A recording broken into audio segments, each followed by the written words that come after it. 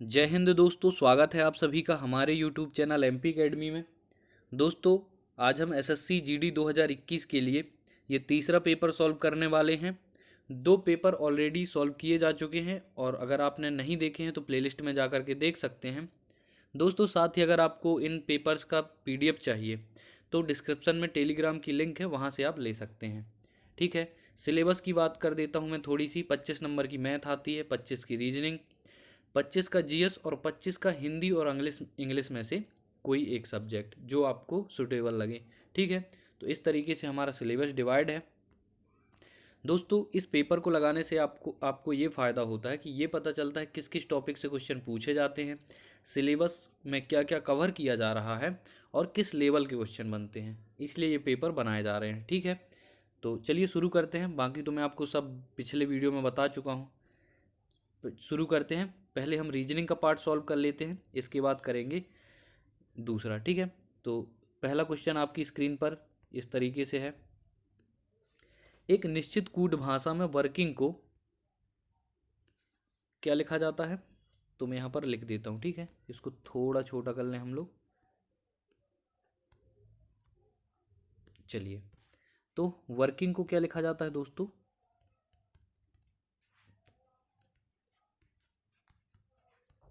ये लिख दिया मैंने वर्किंग। इसको जो लिखा जा रहा है, इसको लिखा जा रहा है OWIKRGN,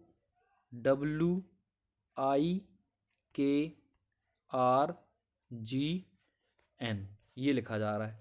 इसमें आपको पता करना है सबसे पहले कि पैटर्न, किस पैटर्न में इसको लिखा गया है, क्योंकि ये जो वर्ड है ना, पूरे के पूरे आप देख रहे होंगे पहले ओरिजिनल वर्ड में भी है, मतलब कि कोड में भी वही है, डी कोड में भी वही है, बस प्लेस चेंज किया गया है। तो देखो, पहले इसमें OW लिखा है, यानी कि O और W को कैसे चेंज किया गया है? अल्टरनेट। फिर IK लिखा गया है, मतलब IK, तो यहाँ पर R को छोड़ दिया और I को भी अल्टरनेट कर लिया। फिर जो R को छोड़ा था, फिर R को यहाँ पर लिखा और इस NG को GN करके लिखा, मतलब इसको भी अल्टरनेट लिखा। तो इसी पैटर्न पर हमको लिखना है बैंकिंग को। ठीक है, किसको लिखना है?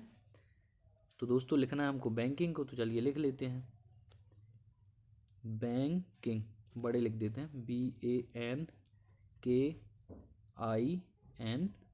ठीक है, बैंकिंग को लिखते हैं।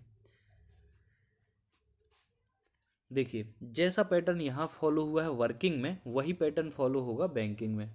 इसको अल्टरनेट लिखना पड़ेगा, BA को, तो क्या हो जाएगा? AB। फिर एक एन छोड़ना पड़ेगा, क्योंकि इसने देखिए आर छोड़ा था, तीसरा वर्ड। फिर तो और फिर उसके बाद क्या था? आर छोड़ने के बाद इसमें के आई था, उसको उसने आई के लिखा था, यहाँ पे भी के आई है तो इसको लिख देंगे आई के। ठीक है, फिर देखो, के आई के बाद कौन सा आया था? आर आया था, जिसको छोड़े थे वही आ गया था। यहाँ पे हमने एन छोड़ा है तो यहाँ पर एन आ जाएगा। फिर पीछे के बचे जो ये एन जी हैं, इसको भी अल्टरनेट लिखना है, तो क्या आ जाएगा? GN। ठीक है, तो ईजी था दोस्तों, ABIKNGN, ऑप्शन नंबर बी इसके लिए सही हो जाएगा। ठीक है, बढ़ते हैं नेक्स्ट क्वेश्चन की तरफ। नेक्स्ट क्वेश्चन है दोस्तों सीरीज से। ठीक है, कौन सा? सीरीज से है। सीरीज में यहाँ पर लिख देता हूँ 36, 41, 51 और 56। इस तरीके से ये सीरीज है। इसमें हमको बताना है कि यहाँ पर क्या आएगा, इस बीच में क्या आएगा। ठीक है, तो देखिए, बहुत बड़ी सीरीज तो है नहीं ये, इसमें डिफरेंस चेक कर लो। 36 और 5 41 होते हैं। यहाँ पर नहीं पता है अभी क्या है। यहाँ पर भी इसका डिफरेंस देखो कितना है, 51 में 5 जोड़ोगे तो ये क्या हो जाएगा? 56, यानी कि +5 हो रहा है।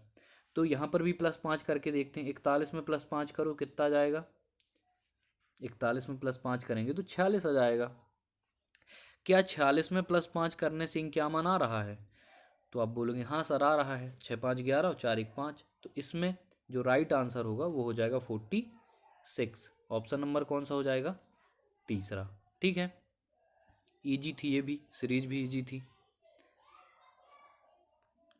अब इसके बाद देखते हैं तीसरा क्वेश्चन। तीसरे क्वेश्चन में भी क्या दिया गया है? प्रश्न में दिए गए विकल्पों में से संबंधित अक्षरों संख्याओं का चयन करना है। ठीक है, तो यहाँ पर ई लिखा है, यहाँ पर 16, यहाँ पर लिखा है ई 16 आई, और फिर यहाँ बताना है कि क्या आएगा। ठीक है, तो ये देखिए जो 16 है वो 4 का स्क्वायर है, और ई कितना होता है, ई का प्लेस वैल्यू होता है 5, मतलब कि 5 में एक घटाओ और 4 का उसी का स्क्वायर कर दो। आई क्या होता है 9, 9 में एक घटाओ कितना आएगा 8 आ जाएगा, 8 का स्क्वायर कर दो कितना आ जाएगा 64। मतलब कि इसके लिए राइट आंसर क्या हो जाएगा 64। देख लेते हैं दोस्तों, ऑप्शन नंबर जो दूसरा है इसके लिए सही हो जाएगा। ठीक है, बढ़ते हैं नेक्स्ट क्वेश्चन की ओर दोस्तों। ये रहा हमारा, इसमें केप टाउन, आप सभी को पता है केप टाउन दक्षिण अफ्रीका में है, तो ये बताना है वेलिंगटन कहाँ पर है। मैं आपको 4 ऑप्शन दिखा देता हूँ, इसका आप कमेंट में जवाब देंगे। ये जीएस से रिलेटेड क्वेश्चन है, लेकिन ये रीजनिंग में आया है, ठीक है ना, इस तरीके के क्वेश्चन आते हैं। तो केप टाउन दक्षिण अफ्रीका में, तो आपको बताना है वेलिंगटन इनमें से किस कंट्री में है। ठीक है, स्वीडन में, न्यूजीलैंड में, जापान में या हंगरी में। तो आपको इसका कमेंट में जवाब देना है वेलिंगटन कहाँ पर है। ठीक है, नेक्स्ट में चलते हैं दोस्तों। नेक्स्ट है हमारा ये फोल्डिंग, फोल्डिंग वाला एक क्वेश्चन 100% आपको मिलेगा, 1 से 2 क्वेश्चन मिल जाएंगे। ठीक है, रीजनिंग में एक तो 100% है, तो इसको आप बड़े ध्यान से करना। देखो ये एक इस तरीके का एड बना हुआ, ये जो डॉट रहता ना इस तरह से डॉट, किसी किसी में यहाँ पे ऐसे डॉट, किसी किसी में ऐसे डॉट, तो जहाँ पर ये डॉट बना होता है इसका मतलब होता है कि कागज़ को यहीं से फोल्ड करना है। ठीक है, तो इस कागज़ को फोल्ड करके इस दिशा में इसके ऊपर रख दो। तो इसको ऊपर रखने के बाद ये आपको इमेजिन करना होता है कि ये किस तरीके से आकृति दिखेगी। मतलब देखिए ये इस तरीके से है, और फिर एक थोड़ा सा ऊपर की तरफ है, ये देखो इसका ये भाग थोड़ा सा बढ़ा है और इसका ये भाग थोड़ा सा बढ़ा है, मतलब ये एक दूसरे के पूरा पूरा ऊपर तो नहीं आएंगी। ठीक है, तो कैसी दिखेंगी ये बताना है। जब इसको फोल्ड करके आप लोग इसके ऊपर रख दोगे तो ये कैसी दिखेंगी, तो आप सबसे पहले तो चारों ऑप्शन देखा करो। ठीक है, मैं इसके आपको चारों ऑप्शन दिखा देता हूँ। चारों ऑप्शन एक साथ देखेंगे तो आपको समझ में आएगा कि ये किस तरीके से होगी। तो देखो पहले एलिमिनेट कर दो, ये तो बिल्कुल नहीं हो सकता। ठीक है, इतना ऊपर नहीं था वो, ये बिल्कुल नहीं हो सकता है। और फिर क्या ये बिल्कुल इस तरीके से बनेगी कि बिल्कुल इस तरीके से बन जाएगी क्या। तो आप इसको देखने के बाद, क्योंकि ये 2 एलिमिनेट हो चुके हैं, दूसरा और चौथा, तो अब बचा क्या, पहला बचा और तीसरा। अब इनमें से आपको एक चूज़ करना है। तो आप फिर से थोड़ा सा क्वेश्चन की तरफ जाइए। ठीक है, क्वेश्चन की तरफ जाएंगे तो यहाँ पर आपको देखना है क्या इनको ऊपर रखने पर इस तरीके से संभावना बन रही है। देख लेते हैं, ये इस तरीके से है, फिर इसके ऊपर ये यहाँ रखेंगे तो ये यहाँ पर आ जाएगी। तो दोस्तों जो तीसरा ऑप्शन दिख रहा था, जो ये तीसरा ऑप्शन दिख रहा था इसमें, ये प्योर इस तरह की कंडीशन नहीं बन सकती है। ठीक है, क्योंकि देखिए ये जो नीचे वाला है ना, नीचे वाला पार्ट देख सकते हैं आप लोग, इसका नीचे वाला पार्ट बिल्कुल टच हो रहा है ना, नीचे वाला ये पार्ट टच हो रहा है। जबकि जो क्वेश्चन इमेज है, क्वेश्चन इमेज को देखिए, ये स्पेशली आपको क्वेश्चन इमेज में दिख रहा है कि ये नीचे बढ़ा हुआ है, ये ऊपर इस तरीके से बढ़ा हुआ है। तो ऑप्शन नंबर 3 भी गलत हो गया। तो इसका जो राइट आंसर होने वाला है वो हो जाएगा ऑप्शन नंबर 1। इसको मैं आपको बड़ा करके दिखा देता हूँ तो अच्छा रहेगा। ये देखिए ऑप्शन नंबर 1। अगर आपको इसमें देखना है कि ये वाली आकृति कहाँ है तो आप इसको ओवरलैप कर लो। ठीक है, इसको आप इस तरीके से ओवरलैप कर लो, दिख गई दोस्तों ये वाली। इसी तरह से पहली वाली देखना है। तो इनको मतलब मेरे कहने का मतलब ये है कि आपको इन क्वेश्चंस को करने के लिए आपको सबसे ज़्यादा ज़रूरत पड़ेगी एलिमिनेशन की। एलिमिनेशन अगर आपने कर लिया, क्योंकि बहुत ज़्यादा डिफरेंस नहीं था तीसरे और पहले को उसमें ऑप्शन में, है ना। एलिमिनेशन से करना, 4 ऑप्शन को देख लेना फिर उसके बाद करना। ठीक है, चलिए अब इसके बाद हमारा कौन सा क्वेश्चन था, ये वाला है ना। इस क्वेश्चन में देखते हैं दोस्तों, इसको पूरा करना है, मतलब कि यहाँ पर क्या आएगा। तो सिंपल सा कुछ भी नहीं है, देखो इसको तो ऐसे ही समझ लो, ये यहाँ पर इस तरीके से बनना चाहिए। अब ये अल्टरनेट चल रहा है, एक बार भरा गोला है, एक खाली गोला, फिर भरा खाली भरा। यहाँ पर खाली है तो यहाँ पे कौन सा आएगा, भरा। ठीक है, यहाँ पर मतलब ये आ जाएगा भरा, भरा गोला। यहाँ पे खाली आएगा, खाली गोला, और प्लस एक ये पूरा चाहिए, मतलब कि भरा खाली और ये। ठीक है, इन तीनों को जहाँ मिल जाए वही आंसर हो जाएगा।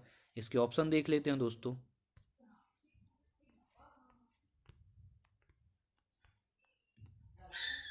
चलिए ये ऑप्शन देख लीजिए, हमको चाहिए था एक क्या,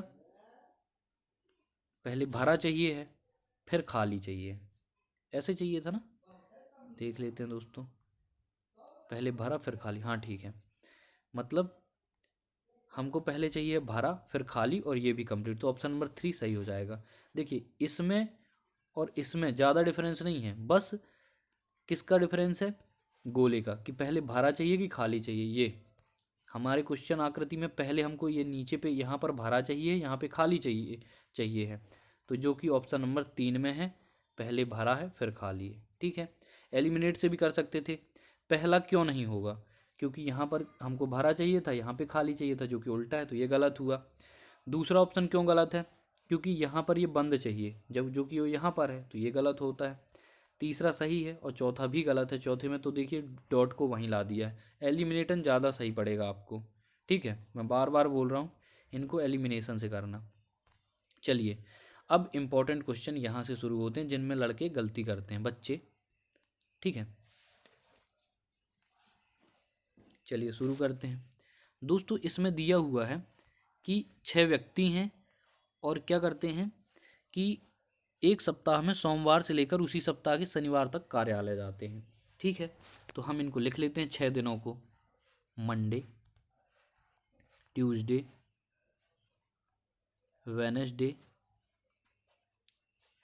फिर क्या है, थर्सडे, फ्राइडे एंड सैटरडे। ठीक है, इस तरीके से हमने लिख लिए दिनों के नाम। अब सिर्फ हमको क्या लिखना है कि कौन से दिन कौन सा जा रहा होगा। क्वेश्चन है किस दिन डी कार्यालय जाएगा, ये निकालना है। ठीक है, तो शुरू करते हैं कहाँ से, पहली कंडीशन से, बी गुरुवार और शुक्रवार को कार्यालय नहीं जाता है। मतलब गुरुवार, ये जो बी है, ना तो शुक्रवार को जाएगा ना गुरुवार को जाएगा, मतलब बी इन दोनों में नहीं आ सकता। ठीक है, ई एफ के बाद जाता है, तो एफ जाएगा पहले और ई जाएगा उसके बाद। ठीक है, इसको मैंने आपको कल भी बताया था कि इस तरीके से आपको दर्शाना है, जो पहले जाए उसकी तरफ तीर का मुंह कर दिया करो और जो बाद में जाए उसकी तरफ पूंछ कर दिया करो, तो इससे याद रहेगा। ठीक है, फिर जो शुक्रवार को कार्यालय नहीं जाता, जो ई है वो शुक्रवार को नहीं जाता है, तो यहाँ शुक्रवार में ई भी नहीं जा सकता दोस्तों, इसी तरफ लिख देता हूँ, ई भी नहीं जा सकता है। ठीक है, फिर क्या बचा अपना, व्यक्ति बी और सी के कार्यालय जाने के बीच 2 दिनों का अंतर है, मतलब बी और सी के बीच में 2 दिनों का अंतर है, जहां बी सी के बाद जाता है। सी के बाद जाएगा, इसका मतलब पहले कौन जाएगा, सी जाएगा, फिर उसके बाद बी जाएगा।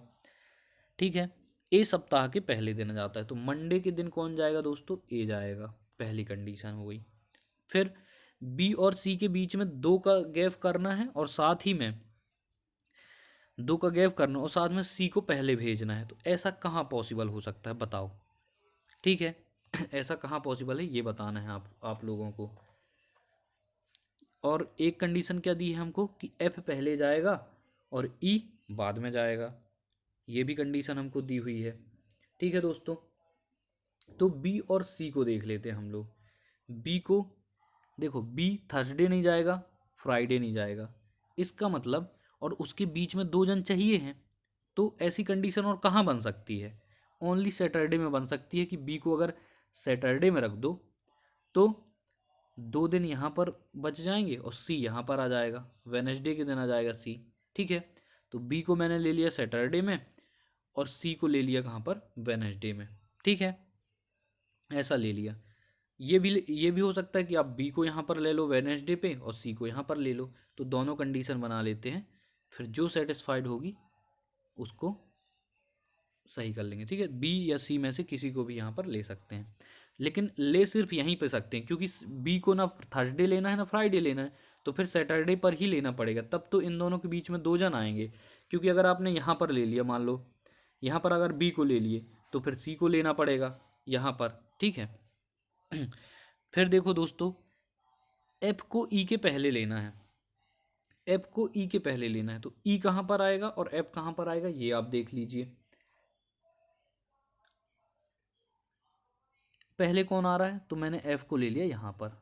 ठीक है, और उसके जस्ट पहले किसको आना है, जस्ट उसके बाद किसको आना है, ई को, तो ई को यहाँ पर ले लिया।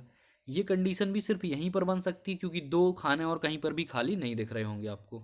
ठीक है, तो हमने इस कंडीशन का यूज कर लिया, इस कंडीशन का यूज कर लिया। अब हमारे पास बचा क्या, अब बचा है ट्यूसडे, तो यहाँ पर आ जाएगा डी। ठीक है, यहाँ पर क्या आ जाएगा, डी। और क्वेश्चन में क्या पूछा है कि डी किस दिन कार्यालय जाता है, तो आपका आंसर क्या हो जाना है, ट्यूसडे। ठीक है, तो कन्फ्यूजन नहीं होगा, डी सिर्फ यहीं आ सकता है। ठीक है, इसके लिए कोई खाना बचा ही नहीं है, तो इसका ऑप्शन क्या हो जाएगा, मंगलवार, ऑप्शन नंबर 2। तो ये सिटिंग अरेंजमेंट की हर सेट में आपको एक क्वेश्चन मिला है, इनको भी आप अच्छे से प्रैक्टिस कर लेना। दोस्तों अगर प्रैक्टिस के लिए पीडीएफ चाहिए तो बस एक बार आप टेलीग्राम पे बोल देना कि इस टॉपिक पर प्रैक्टिस करनी है, आपको तुरंत क्वेश्चन दिए जाएंगे विद सॉल्यूशन। ठीक है, ज़रूरी नहीं है वीडियो के माध्यम से, आपको आंसर शीट भी प्रोवाइड की जा सकती है। ठीक है, तो इसमें कोई दिक्कत नहीं है।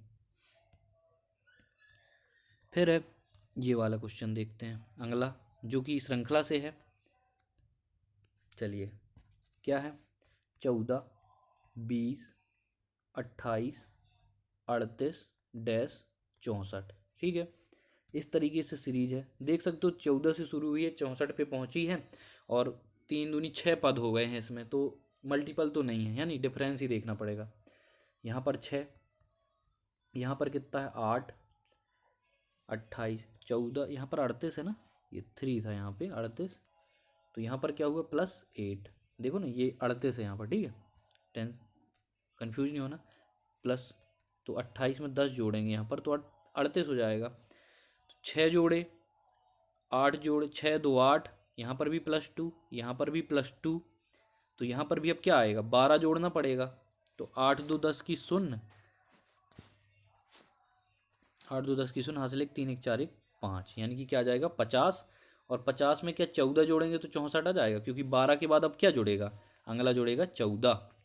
तो आप बोलेंगे हाँ सर 50 में 14 जोड़ोगे 64 आ जाएगा, मतलब इसके लिए राइट आंसर क्या होना है, 50। इजी था दोस्तों, क्वेश्चन आंसर नंबर 3 सही हो जाएगा। ठीक है, अब नेक्स्ट देखते हैं कौन सा, इसमें हमारा है, हाँ ये एनालॉजी है, इसमें भी वास्तुकार क्या करता है, इमारत बनाता है, तो मूर्तिकार क्या बनाएगा दोस्तों, मूर्ति बनाएगा। ठीक है, सिंपल सा है बिल्कुल। अगला फिर से सिटिंग अरेंजमेंट है, इसको ध्यान से देखना दोस्तों। ठीक है, सिटिंग अरेंजमेंट में बिल्कुल एक बहुत ही ज़्यादा कंसंट्रेशन की ज़रूरत होती है, और थोड़ा सा इसको फास्ट करने की कोशिश किया करो। ठीक है, एक आपको बना लेनी है गोला मेज, इसको मैं थोड़ा छोटा करूँगा ताकि जगह मिल जाए।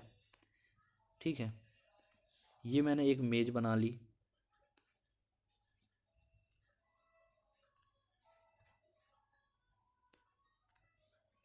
अब इस पर जैसा जैसा बोलता जाए वैसे वैसे बैठाना। कितने लोग हैं, 1 2 3 4 5 6 7 8 लोग हैं, एक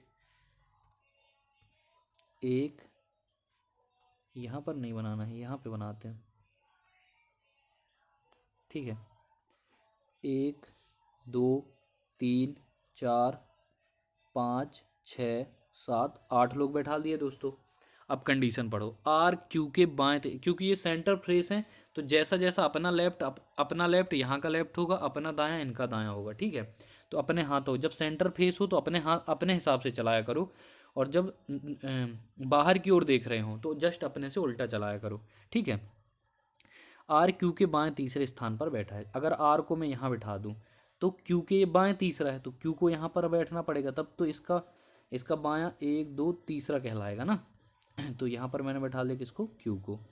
ठीक है, चलो टी क्यू के दाएं चौथे स्थान पर है, जो टी है इसके क्यू के दाएं चौथा है, मतलब 1 2 3 चौथा, यहाँ पर टी आ जाएगा दाएं चौथा। ठीक है, ए और बी क्यू के निकटतम पड़ोसी नहीं है, जो ए और बी हैं वो क्यू के निकटतम पड़ोसी नहीं है। ठीक है, मतलब ना ए बी ना तो यहाँ पर आ सकता है और ना ही यहाँ पर आ सकता है।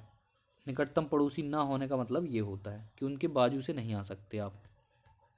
ठीक है, तो इस कंडीशन को ध्यान रखना, ये क्यू थोड़ा सा अच्छे से लिख देते हैं। ठीक है, आगे पढ़ो, एक्स क्यू का निकटतम पड़ोसी नहीं है, एक्स भी क्यू का निकटतम पड़ोसी नहीं है, ये भी हो गया, ये निकटतम पड़ोसी नहीं है। ठीक है, भी एस के दाएं दूसरे, भी जो है वो एस के दाएं दूसरे स्थान पर है। अभी एस का ही पता नहीं है कि एस कहाँ पर है। ए और भी के ठीक बीच में कौन बैठा है ये बता। भी एस के दाएं अगर दूसरे स्थान पर बैठाना है तो इसकी कंडीशन क्या हो सकती है। एस के दाएं दूसरा बैठाने का मतलब है कि या तो आप यहाँ पर बैठाओ, ठीक है, तो दायां दूसरा ये मिल जाएगा, ठीक है, मतलब भी यहाँ आ जाएगा अगर एस यहाँ पर बैठाते हो तो। और आपको कोई कंडीशन ऐसी दिख रही है जिसमें कि दायां दायां दूसरा स्थान खाली दिख रहा हो आपको। अच्छा दूसरा स्थान है, एक सेकेंड सॉरी, एस का अगर दायां दूसरा स्थान देखना है तो ये भी यहाँ आ सकता है। एक कंडीशन ये बन सकती है, या फिर एस को यहाँ बैठाओगे तो दायां दूसरा स्थान यहाँ पर हो जाएगा, यानी कि भी यहाँ पर आ सकता है। ठीक है, लेकिन आपने अभी देखा है कि जो ए बी है उन दोनों को क्यू का निकटतम पड़ोसी नहीं होना है। तो इसलिए ये वाली कंडीशन तो फॉलो करेंगे नहीं हम लोग, ये वाली, क्योंकि ये निकटतम पड़ोसी से दूर हो जाएगा। इसलिए हम इसको फॉलो करते हैं कि एस यहाँ लिखा बैठा दें और भी को उसके दाएं यहाँ पर कर दें, ताकि निकटतम पड़ोसी में ए बी को बैठाने की जगह नहीं लगेगी। ठीक है, ए बी निकटतम पड़ोसी नहीं है, एक्स भी निकटतम पड़ोसी नहीं है, तो यहाँ पर ये बताना है कि ए कहाँ पर होगा और आर क्यू के बाएं तीसरे स्थान पर है। ये देख लिए, आर क्यू के बाएं तीसरे स्थान पर है। पहला ठीक हो गया, एक दो तीसरे स्थान पर। दूसरी कंडीशन दी है टी क्यू के दाएं चौथे स्थान पर है, क्यू के दाएं चौथे स्थान पर टी है। ए और बी क्यू के निकटतम पड़ोसी नहीं है,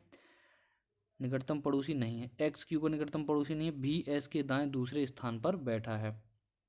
ये भी यहाँ तक ठीक है। ए और भी के ठीक बीच में कौन बैठा है ये बताना है आपको।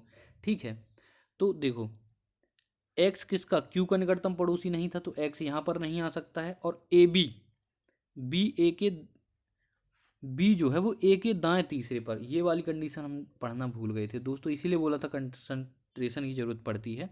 बी ए के दाएं तीसरे स्थान पर है। ठीक है, तो ए को ए के दाएं तीसरा, एक दो तीसरा स्थान पर कौन है, बी। अब सही हो गया, तो एक्स कहाँ आ जाएगा यहाँ पर। तो ए और भी के बीच में कौन आ गया, आप बोलोगे सर ए और भी के बीच में आ गया एक्स। तो दोस्तों बहुत ही ज़्यादा कंसंट्रेट, एक एक कंडीशन को पढ़ना है, हर कंडीशन का महत्व है, क्योंकि अगर एक कंडीशन मिस हो जाएगी तो आपसे सिटिंग अरेंजमेंट नहीं बनेगा। ठीक है, टाइम यहाँ पर पर्याप्त होता है, आप कितना भी स्लो होंगे 60 मिनट के अंदर पेपर सॉल्व हो जाएगा। ठीक है, गारंटी से मैं अपना पर्सनल एक्सपीरियंस बता रहा हूँ, 2018 मैंने भी क्लियर किया हुआ है।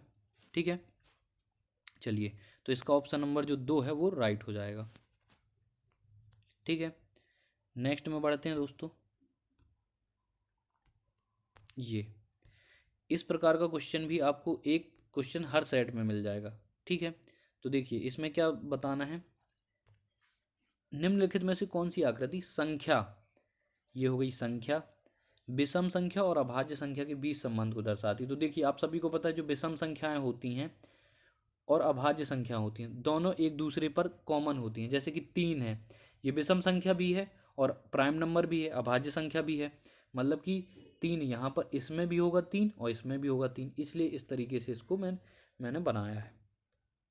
ठीक है, तो इस तरीके से ये वाला जो आंसर है जहाँ पर इस तरीके का चित्र बना होगा वो सही हो जाएगा। तो ऑप्शन नंबर 2 क्या है, सही। ठीक है, समझ में आया होगा दोस्तों। ये टोटल संख्या है, एक है विषम संख्या और एक है प्राइम नंबर। तो प्राइम नंबर जो होती हैं, जैसे कि आप 3 को देख लो, 5 को देख लो, ये विषम संख्या है, 7 को देख लो विषम संख्या है और साथ में प्राइम नंबर भी हैं। तो जो भी कॉमन होंगी वो यहाँ आ जाएंगी, और जो सिर्फ विषम होंगी वो यहाँ आ जाएंगी, जो सिर्फ प्राइम होंगी वो यहाँ आ जाएंगी। और सब क्या है, संख्याएं हैं, तो ये वाला ऑप्शन सही हो जाएगा।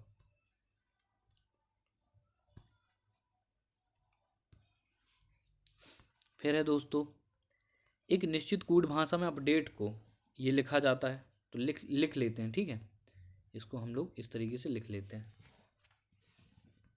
अपडेट,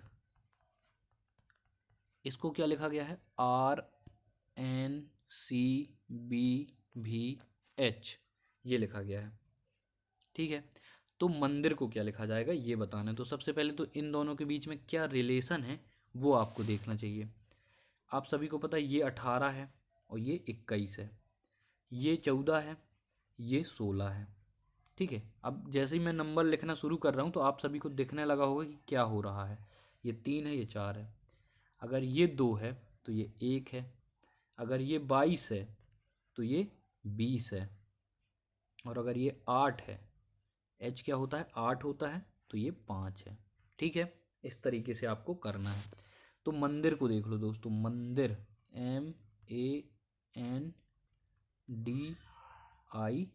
MANDIR, इसका क्या लिखेंगे ये देखना है।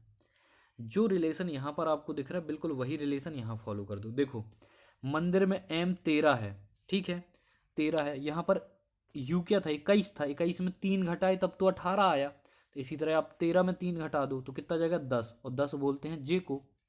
ठीक है, समझ में आ गया। यहाँ पर देखो 16 है, 16 में से 2 घटाए तो 14 आ गया। आप भी 1 में से 2 घटा दो तो क्या आ जाएगा, 1 में 2 घटा दोगे तो 25 आ जाएगा, यानी कि Y आ जाएगा। ठीक है, इसी तरह से यहाँ पर 4 है, 1 घटाए तो 3 आया। यहाँ पर है 14, ये 1 था यहाँ पर है 14, 14 में से 1 घटाओ तो 13 आएगा, यानी कि M आ जाएगा। ठीक है, फिर देखो अब रिवर्स हो रहा है, 1 था +1 किए तो 2 आया, तो यहाँ पर 4 है, +1 करोगे तो 5 आ जाएगा, यानी कि E। फिर 20 था, 2 जोड़े तो 22 हो गया। यहाँ पर है 9, 2 जोड़ोगे तो क्या आ जाएगा 11, 11 बोलते हैं K को। ठीक है, फिर यहाँ पर 5 था, 3 जोड़े तो 8 आ गया। यहाँ पर है 18, 3 जोड़े तो कितना आ जाएगा 21, यानी कि U आ जाएगा। तो JYMEKU, JYMEKU option number 4 will be right answer. ठीक है, इजी था दोस्तों, समझ आ गया होगा। चलो फिर क्या है, हाँ ये भी रिलेशन वाला है। 23 का संबंध 76 से कैसे है, वैसे ही रिलेशन बताना है 63 का चौथे से। ठीक है, चलो तो आप सभी को पता है ये देखो मल्टीपल ऑफ 3 के आसपास का दिख रहा है ना, तो चेक कर लेते हैं। 23 3 69 होता है, 23 3 क्या होता है 69 होता है,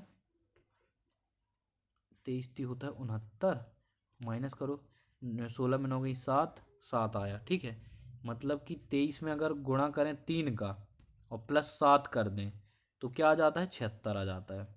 इसी तरह से 63 में मल्टीप्लाई कर दो 3 का तो कितना जाएगा, 3 3 9 और 3 छंग 18, 189, और प्लस कर दो इसमें 7, तो 9 7 16 की 6 हासिल की 1, 8 1 9 और 1 1, तो ये कितना आ गया दोस्तों 196 आ गया। ऑप्शन देखिए 196, option number 3 will be right answer. ये नेक्स्ट है दोस्तों, सिलोगिज्म से है। सिलोगिज्म है दोस्तों, इसके लिए मतलब जितने भी टॉपिक हैं यहाँ पर एसएससी जीडी में सबके प्लेलिस्ट बनी हुई है बाकायदा, आपको सारे टॉपिक मिल जाएंगे मैथ्स के रीजनिंग के, तो आप उनको ज़रूर एक बार देखिएगा। ठीक है, एसएससी जीडी के लिए आपको और कहीं नहीं जाना पड़ेगा।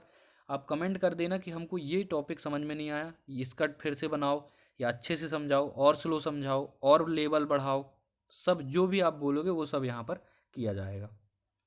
बोला कोई परम तेज नहीं है, तो परम को मैं लिखता हूँ पी से, कोई भी जो परम है वो तेज नहीं है। ठीक है, और फिर क्या है, कोई तेजस मिग नहीं है, मतलब कोई भी तेजस, ऐसे बना दे तो कोई भी तेजस क्या नहीं है, मिग नहीं है। ठीक है, ये क्रॉस क्या बताता है दोस्तों, नहीं का, मैं आपको अच्छे से पढ़ा चुका हूँ सिलोगिज्म। सिलोगिज्म अगर मेरे से पढ़ने के बाद अगर किसी का गलत होता है तो ये संभव नहीं है। ठीक है ना, चलो सभी परम मेघ हैं क्या, अब ये बोल रहा है कि सभी परम मेघ हैं, सभी परम मेघ हैं, तो पहली कंडीशन क्या हो गई गलत। और कुछ परम मिग नहीं है, कुछ परम ऐसे हैं जो मिग नहीं हैं, तो परम और मिग के बीच में तो कोई भी कंडीशन नहीं है। ठीक है, परम और मिग, तो दूसरा भी कंडीशन क्या हो गया गलत। दोस्तों इन कथनों में देखो आप लोग, थोड़ा मैं यहाँ पर कथन आपको दिखा देता हूँ। पहला कंडीशन गलत, दूसरा कंडीशन गलत। कथन में देखो सॉरी निष्कर्ष में देखो, परम मिग यहाँ पर भी है, परम मिग यहाँ पर भी है, यानी कि जो सब्जेक्ट है सेम है। सब्जेक्ट क्या है? सेम है। सब्जेक्ट सेम है, दोनों ऑप्शन गलत हैं, और कॉम्प्लीमेंट्री पेयर बन रहे हैं, यानी कि ऑल और सम नोट की कंडीशन है। ऑल और सम नोट की कंडीशन है। तो अब आपको याद आ गया होगा क्या बताया था मैंने।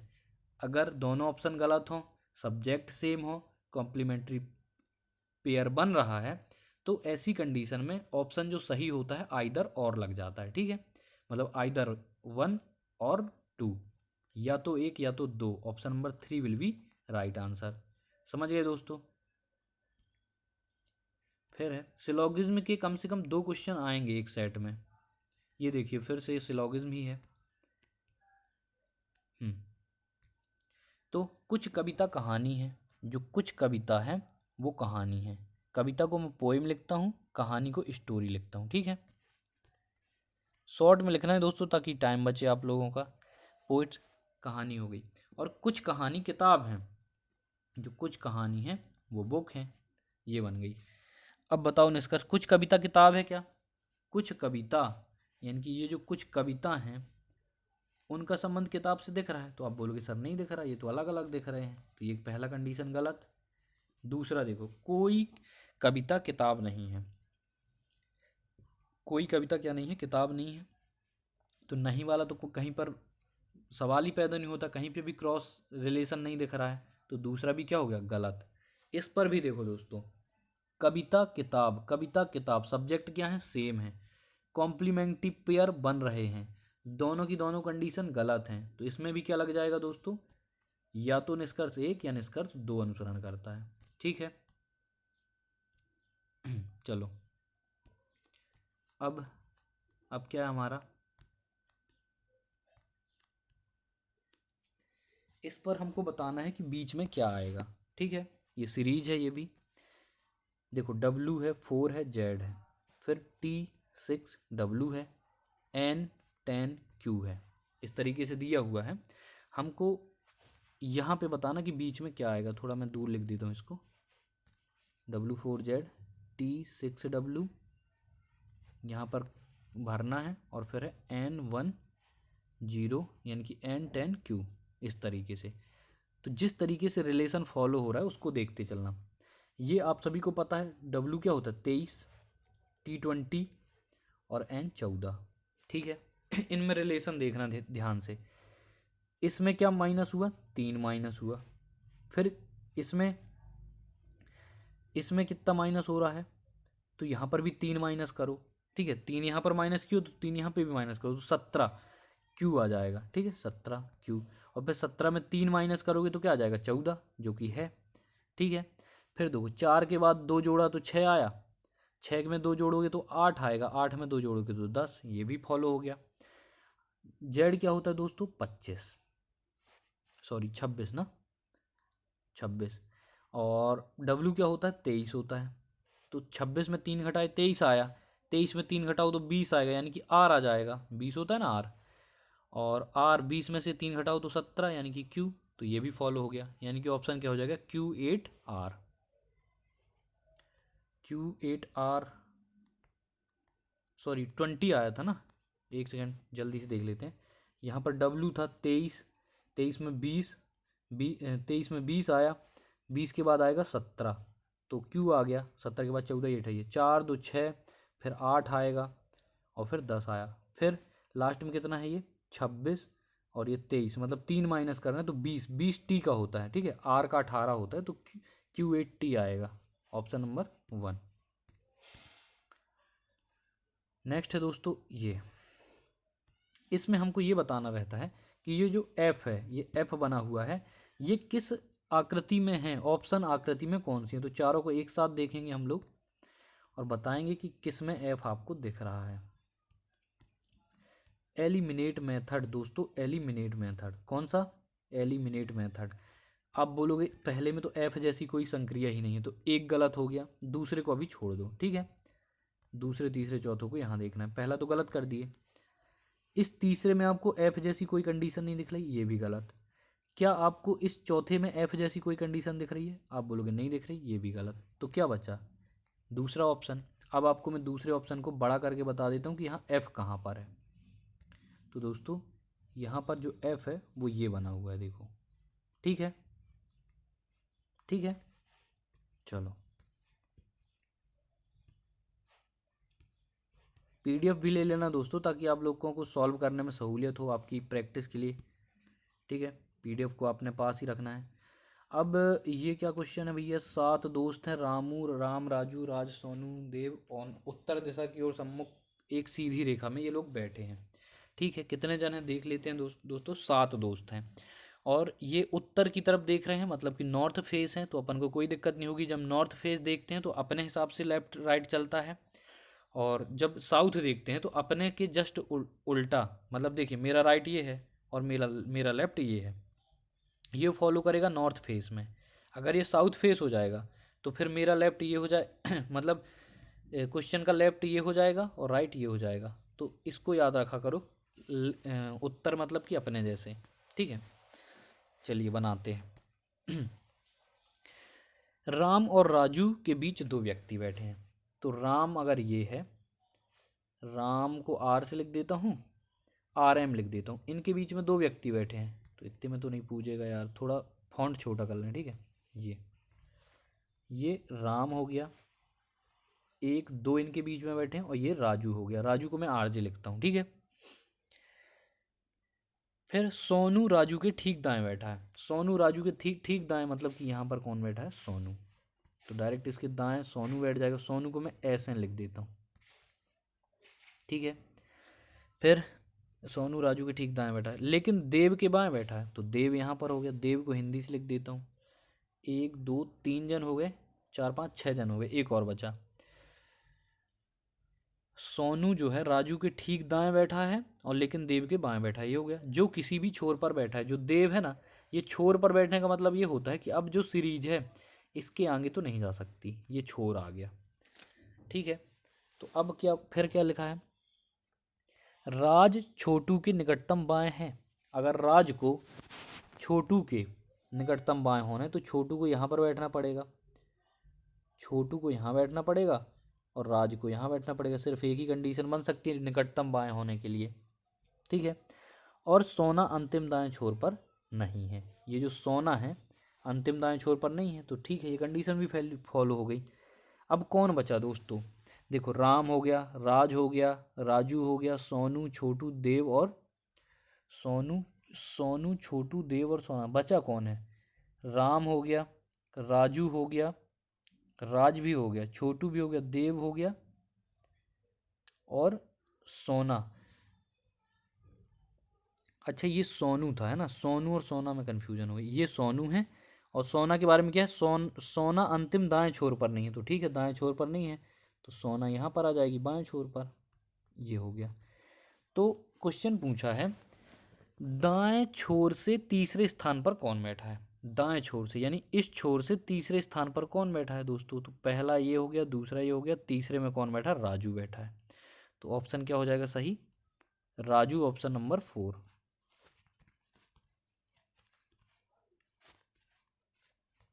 अब इसमें बेजोड़ निकालो दोस्तों।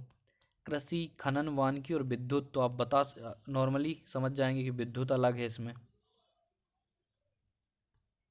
फिर देखो, इस पे बेजोड़ अक्षर निकालना है। ठीक है, क्या निकालना है? बेजोड़।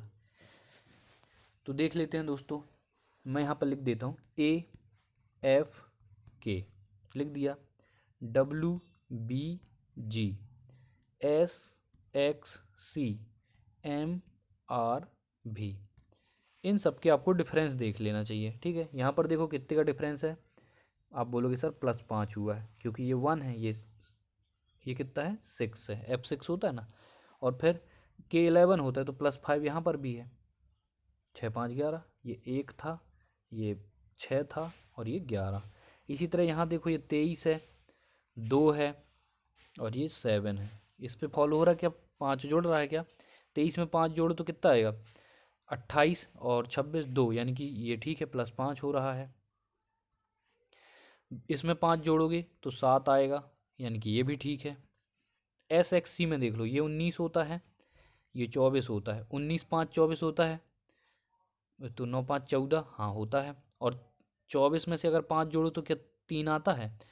तो हाँ 3 आता है, ठीक है। 24 25 26 और 1 2 3 5 में आ जाएगा, ठीक है। तो यहाँ पे भी +5, तो ये भी ठीक है, ये भी ठीक है, ये तीनों एक जैसे हैं। अब इसमें कुछ ना कुछ गड़बड़ी होनी चाहिए, तब हमारा ये वाला जो तरीका है वो सफल हो पाएगा। देखो 13 18, 13 में +5 किए तो 18 आया, हाँ आ गया। 18 में 5 करेंगे तो भी है ना, यहाँ पर भी मतलब कि 22। 18 में 5 जोड़ोगे तो कितना आएगा? 22 आएगा क्या? 19 20 21 22 23, नहीं 23 आएगा दोस्त। तो यहाँ पर +6 है, तो गलत कौन हो गया, यानी कि बेजोड़ कौन हो गया? MR भी। ठीक है, तो इसको बड़े ध्यान से करना दोस्तों, टाइम टेकन हो सकता है। अब इसमें बेजोड़ निकालना है, इसका ये होमवर्क है, इसको कमेंट करके आंसर देना। इसमें क्या बेजोड़ है, मतलब अलग क्या है? जैसे अभी पिछला किए ना, वैसे ही इसको भी करना है, ठीक है। मैं वैसे भी कमेंट में आंसर डाल देता हूँ, टेंशन नहीं लेना, मैं खुद डाल देता हूँ जैसे 1 दिन के बाद, ठीक है। फिर है यहाँ पर परस्पर, ये क्वेश्चन आपको हर सेट में एक मिला होगा, एक क्वेश्चन ही आता है, बहुत ही ज़्यादा इंपॉर्टेंट है। मैंने आपको क्या बताया था, आप सिर्फ भाग भाग को पकड़ा करो, भाग कहाँ पर लग रहा है, जहाँ पर भी भाग हो, क्या वो पूरा पूरा कट रहा है, तो उस कंडीशन को फॉलो कर लिया करो। देखो भाग का चिन्ह यहाँ पर लगा है, ठीक है। 13 को इससे काटो, 13 कम 13, 13 दूनी 26, पूरी की तरह पूरा कट रहा है, मतलब कि जहाँ पर भाग को रिप्लेस करने की बात होगी उसको चेक नहीं करना है, ठीक है। चेक ही नहीं करना पहला, तो दूसरा चेक करो, प्लस माइनस को चेक करते हैं। क्या है, 7 × 60, प्लस माइनस चेक करना है, यानी कि माइनस की जगह प्लस हो जाएगा और प्लस की जगह माइनस हो जाएगा, ठीक है। ये बना, इसको काटो, 13 कम 13, 13 दूनी 26, ठीक है। ये क्या, 7×42 यानी कि 420, और धन 12 और -9, तो 12 में 9 जाएंगे कितना बचेगा?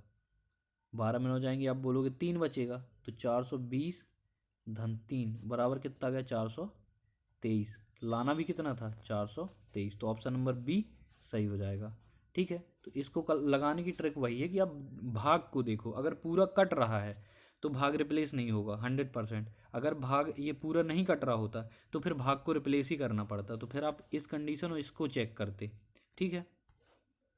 चलिए नेक्स्ट,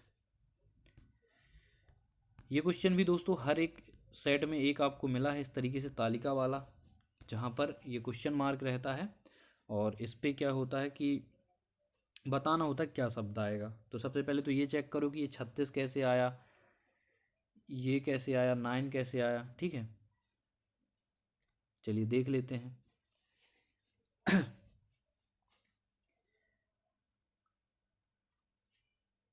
इसको देखो दोस्तों, इसको देखो, इसका इस पे मल्टीप्लाई करते हैं, ठीक है। 16 चौको कितना है? 64, और है कितना? 32, तो मान लो 2 से भाग कर दिए तो क्या आ गया? 32। ऐसी कंडीशन को फॉलो करेंगे, ठीक है। तो ये कंडीशन यहाँ पे भी फॉलो होनी चाहिए। इन दोनों का मल्टीप्लाई करो, यहाँ मल्टीप्लाई किए थे ना 16 चौको 64, यहाँ पे भी करो 36 × 9, 36 × 9, 9 × 6 = 54, और 9 × 3 = 27, 32 यानी कि 324 आ जाएगा, ठीक है। 9 × 6 = 54, 5 9 × 3 = 27, 27 और 5 32, ठीक है। 32 यानी कि 324 आ जाएगा। 324 को फिर 2 से भाग देना है, किससे? 2 से, तो कितना जाएगा? 2 1 कम 2, 2 छक्का 12, 2 दूनी 4, 162 आ रहा है, हाँ 62 तो है, मतलब ये कंडीशन अपनी फॉलो कर जाएगी, ठीक है। तो ऐसे यहाँ पे कर लो, 13 × 78, 78 में 2 से भाग दो, कितना आएगा? 2 × 3 = 6, 2 9 18, यानी कि जो यहाँ पर आने वाला वर्ड है वो हो जाएगा 39। Option number second will be right answer, ठीक है दोस्तों। इजी क्वेश्चन है दोस्तों। फिर इसके बाद मिरर इमेज के बारे में मैं आपको बता चुका हूँ, लेफ्ट टू राइट चेंज होता है मिरर में। क्या होता है? Left to right change. और वाटर इमेज में होता है टॉप से बॉटम। अगर इस तरीके की वस्तु है तो इसका वाटर इमेज ऐसा बनेगा। अगर मिरर इमेज इस तरीके की है, अगर इमेज इस तरीके की है तो मिरर इमेज ऐसी बनेगी, ठीक है। लेफ्ट से राइट चेंज होता है इसमें। अब इसमें पाइथन को लिखना है, तो एन जो इस तरफ देख रहा है, इस तरफ देख रहा है, अब वो देखेगा इस तरफ, और सबसे इस तरफ मतलब कि अभी राइट में है, फिर लेफ्ट में चला जाएगा, ठीक है, मिरर इमेज में। तो एन कैसा हो जाएगा? ऐसे, फिर एन के बाद ओ आएगा तो ओ में चेंज नहीं आता, एच में भी चेंज नहीं आता, टी में भी चेंज नहीं आता, वाई में भी चेंज नहीं आता दोस्तों। ठीक है, वाई जैसे कि तैसी रहती है। और पी चेंज हो जाएगा, पी इस तरफ को मुंह किए हुए तो पी अब यहाँ को कर लेगा मुंह। ठीक है, तो ये हो जाएगी आपकी मिरर इमेज। अब आप मिला लो इसको। तो सबसे शुरू में तो एन आना चाहिए, तो ये वैसे भी गलत है। इसमें शुरू में एन है, लेकिन आप देख सकते हो कि जो एन है वो सीधा सीधा बना है, मतलब कि ये वाला बना है। बनना कौन सा है, ये वाला, सॉरी ये वाला बनना है। ठीक है, ये वाला देखो सीधे सीधे एन, मतलब ये ऑप्शन। ठीक है, ऑप्शन नंबर 4 सही हो जाएगा। ये देखिए इसमें ये एन बना है, ओ भी बना है, एच टी वाई और पी सीधे सीधे। एलिमिनेट से भी कर सकते थे इसको, वैसे भी तीनों गलत हैं। कहाँ तक पहुँचे, यहाँ आ गए। अब इसमें देखिए दोस्तों 2020 में WWF बैडमिंटन अभियान के अम्बेसडर के रूप में किसे नामित किया गया था, तो ये किया गया था पीवी सिंधु को। इनके नाम से आप लोग परिचित होंगे। ये जो पीवी सिंधु हैं ये बैडमिंटन प्लेयर हैं, तो हम थोड़ा सा जल्दी जल्दी देख लेते हैं इनको, क्योंकि जीएस है, इसको तो आपको अलग से पढ़ना ही पड़ेगा। MR श्रीनिवास वरदान एक भारतीय अमेरिकी गणितज्ञ ने 2007 के लिए गणित विषय में क्या जीता है। तो आप बोलोगे सर जो गणित है ना, गणित सब्जेक्ट है, इसमें जो दिया जाने वाला पुरस्कार है वो कहलाता है एबेल पुरस्कार, तो इन्होंने एबेल ही जीता होगा, है ना। लॉजिक से आप जान जाओगे। EIU के लोकतंत्र सूचकांक में भारत का जो स्थान है, इसमें आपको EIU के लोकतंत्र सूचकांक 2020 में क्या स्थान मिला था भारत को, ये आपको बताना है। तो इसमें कौन सा स्थान मिला था इसको, 53वां स्थान, 53 स्थान। ठीक है, नेक्स्ट देखो दोस्तों, ये बहुत ही इंपॉर्टेंट पुस्तक है the great smog of India, इसको आप याद रख लेना। सिद्धार्थ सिंह ने लिखी है इसको। ठीक है, किताब को किसने लिखी, सिद्धार्थ सिंह ने। मोबाइल व्यू पे ले लेते हैं इसको, वैसे भी देखने की ज़रूरत नहीं है, मैं बोलते जा रहा हूँ। ठीक है, कार्ल्सबर्ग के संस्थापक कौन है, तो ये है Jacob Christian. Option number Jacob Christian, Jacob Sen है। ठीक है, ऑप्शन नंबर 2। PDF ले लेना, उससे पढ़ लेना। ठीक है, शहर को भारत के डायमंड शहर के रूप में, तो आप सभी को पता है सूरत, जो कि गुजरात स्टेट में है, इसको डायमंड सिटी ऑफ इंडिया बोला जाता है। अपूर्वी चंदेला निम्नलिखित में से किस खेल से संबंधित है, तो इनको ऐसा कोई नहीं होगा जो इसको ना जानता हो। इनको अपूर्वी चंदेला को, ये निशानेबाज हैं। ठीक है, निशानेबाज हैं, राइफल निशानेबाज हैं अपूर्वी चंदेला। बुंदेलखंड का एक लोकप्रिय लोकगीत कौन सा है, इसमें बुंदेलखंड का पूछा है, तो आल्हा है। ठीक है, क्या है, आल्हा।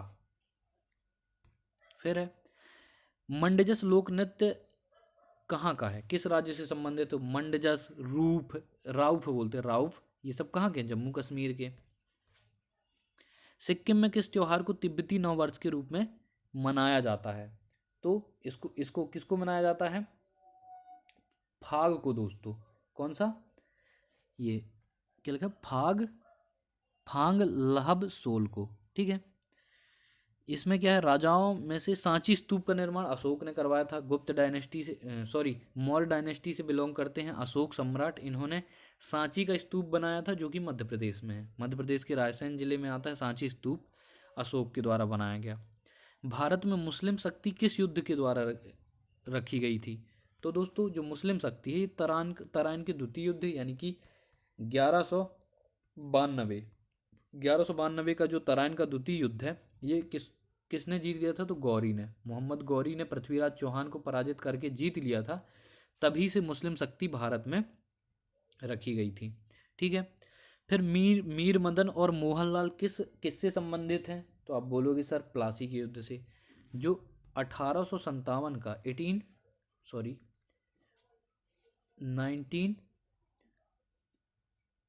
1757 का था ना प्लासी का युद्ध, और 1764 का था बक्सर का युद्ध। तो इस जो 1757 का प्लासी का युद्ध था, इसमें मीर मदन और मोहनलाल संबंधित हैं इससे। फिर है सत्यमेव जयते किसका नारा है, तो दोस्तों सत्यमेव जयते पंडित मदन मोहन मालवीय का नारा है। कौन सा, सत्यमेव जयते, कब दिया था, 1918 में दिया था। ये भी पूछा जाता है सत्यमेव जयते किस पुस्तक से लिया है, तो मुंडकोपनिषद से लिया गया है। और किसने नारा दिया? तो पंडित मदन मोहन मालवीय ने 1918 में। फिर है सबसे गर्म ग्रह कौन सा है? तो आप बोलोगे सर शुक्र है। ठीक है, सबसे चमकीला सबसे गर्म कौन सा ग्रह है? शुक्र, जिसको वीनस कहते हैं। ठीक है, बुध सबसे निकटतम ग्रह जरूर है, लेकिन सबसे जो गर्म ग्रह है वो शुक्र है। चंबल नदी की उत्पत्ति कहाँ से होती है? तो मऊ से होती है। मध्य प्रदेश की इंदौर जिले की मऊ तहसील की जानापाव पहाड़ी से चंबल नदी निकलती है, इसको याद रखना। मध्य प्रदेश को नदियों का मायका कहा जाता है। कौन सी जायद ऋतु की फसल है? तो आप सभी को पता है कि जो कद्दू है ये जायद है। सरसों कैसी है? रबी। सोयाबीन कैसी है? खरीफ। मूंगफली कैसी है? खरीफ। तो कौन सी बची? जायद कद्दू। जायद कद्दू में आता है, कद्दू जायद में भी आता है, नकदी में भी आता है। ठीक है, अंतर्राष्ट्रीय संगठन ICAO, ICAO इसका फुल फॉर्म क्या है? इसका फुल फॉर्म इनमें से बताना है कि ICAO का फुल फॉर्म क्या है? तो इसका इंटरनेशनल सिविल एविएशन ऑर्गेनाइजेशन है। ठीक है, international court of international court नहीं है, इंटरनेशनल सिविल एविएशन ऑर्गेनाइजेशन है ICAO का फुल फॉर्म। इंपॉर्टेंट है दोस्तों, लूसेंट में आपको ये सब मिल जाएंगे। राज्यसभा को स्थायी सदन क्यों माना जाता है? क्योंकि ये कभी भंग नहीं होता, सदन कभी क्या नहीं होता? भंग नहीं होता है। निम्नलिखित में से कौन सा उद्यान जम्मू कश्मीर में है? तो आप सभी को पता है जो दचीग्राम राष्ट्रीय उद्यान है ये कहाँ पर है? जम्मू एंड कश्मीर में। जिम कार्बेट, जिम कार्बेट कहाँ पर है? तो ये भारत का पहला राष्ट्रीय उद्यान है जो कि उत्तराखंड में है। फिर भारतीय अर्थव्यवस्था के संदर्भ में अर्थोपाय अग्रिम क्या है? तो जो अर्थोपाय अग्रिम है ये केंद्र और राज्य सरकारों को RBI द्वारा उन्नत अस्थायी ऋण है। ठीक है, RBI द्वारा दिया गया, देखिए क्या है ये, केंद्र और राज्य सरकारों को RBI द्वारा उन्नत और अस्थायी ऋण है। कौन? अर्थोपाय। फिर है दोस्तों एक प्रोकैरियोटिक, जो प्रोकैरियोटिक कोशिका होती है, सेल होती है प्रोकैरियोटिक, इसकी विशेषता क्या होती है? इसमें कोशिका में झिल्ली और बाध्य नाभिक का अभाव होता है, इसमें कोशिका झिल्ली नहीं पाई जाती। ठीक है, यूरिक अम्ल के संचय के कारण जोड़ों की सूजन होती है, इसको गठिया बोलते हैं। ठीक है, गठिया रोग। फिर चलते हुए बस से उतरते समय एक व्यक्ति किस कारण से आगे गिरता है? तो आप बोलोगे सर गति के जड़त्व के कारण। खट्टे दूध में लैक्टिक एसिड पाया जाता है। साइंस के 2100 क्वेश्चन डाले हुए हैं। ठीक है, प्लेलिस्ट में देख लेना, कभी कोई क्वेश्चन गलत नहीं होगा। एक संख्या अब यहाँ से शुरू होती मैथ, तो मैं वापस से ले लेते हैं, आप इसको जूम कर लेते हैं। ठीक है, चलिए दोस्तों, तो एक नए जोश के साथ, एक बहुत ही बड़े जोश के साथ आपको मैथ सॉल्व करनी है फटाफट। बिल्कुल दोस्तों, इनको बेसिक मेथड से गलती से भी करने की कोशिश मत करना, सीधे सीधे शॉर्टकट मेथड से करने की कोशिश करना। ठीक है, SSC GD शॉर्टकट का खेल है। देखो पहला क्वेश्चन किससे? परसेंटेज से। एक संख्या के 30% और 22% के बीच का जो अंतर है वो कितना है? 4800 है। तो उस संख्या का 18% क्या होगा? दोस्तों 30% और 22% का जो अंतर है कितना है? 8% है। 8% का वैल्यू आपको कितना दिया हुआ है? 4800। तो 1% का वैल्यू कितना हो जाएगा दोस्तों? 8 छंग 48, यानी कि 600। बस इतना निकाल लिए, मतलब बहुत बड़ा काम कर दिए। अगर 1% बराबर आपने 600 निकाल दिए, 18% का निकालना है, 18 से यहाँ मल्टीप्लाई, 18 से यहाँ मल्टीप्लाई, तो 18% बराबर कितना हो जाएगा दोस्तों? 18 छक्का 108, 10,800। ऑप्शन नंबर तीसरा। ठीक है, चलो बढ़ते हैं अगले क्वेश्चन की ओर। फास्ट करेंगे मैथ को, बिल्कुल बिल्कुल फास्ट और एकदम शॉर्ट मेथड में। 15,000 रुपये की राशि साधारण ब्याज पर 4 वर्षों में 18,600 रुपये हो जाती है, तो ब्याज दर क्या है?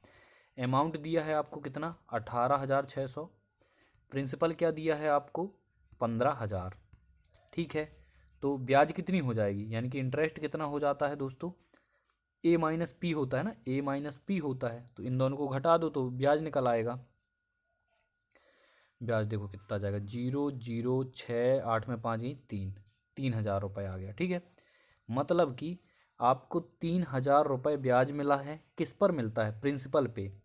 15,000 रुपये पर कितने साल में? 4 साल में दोस्तों। तो क्या निकालनी है रेट, तो 100 से मल्टीप्लाई। ये PRT/100 ही लिखा हुआ है, आप उसमें सूत्र में लिख करके भी कर सकते हैं, हम लोग ऐसे करते हैं, ठीक है।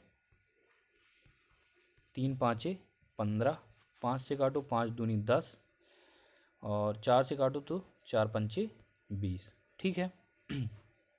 सही कटा है, हाँ। तो कितना आ गया 5%। Option number B will be right answer. Next पढ़ो दोस्तों, और जल्दी जल्दी करने की कोशिश करो मैथ को।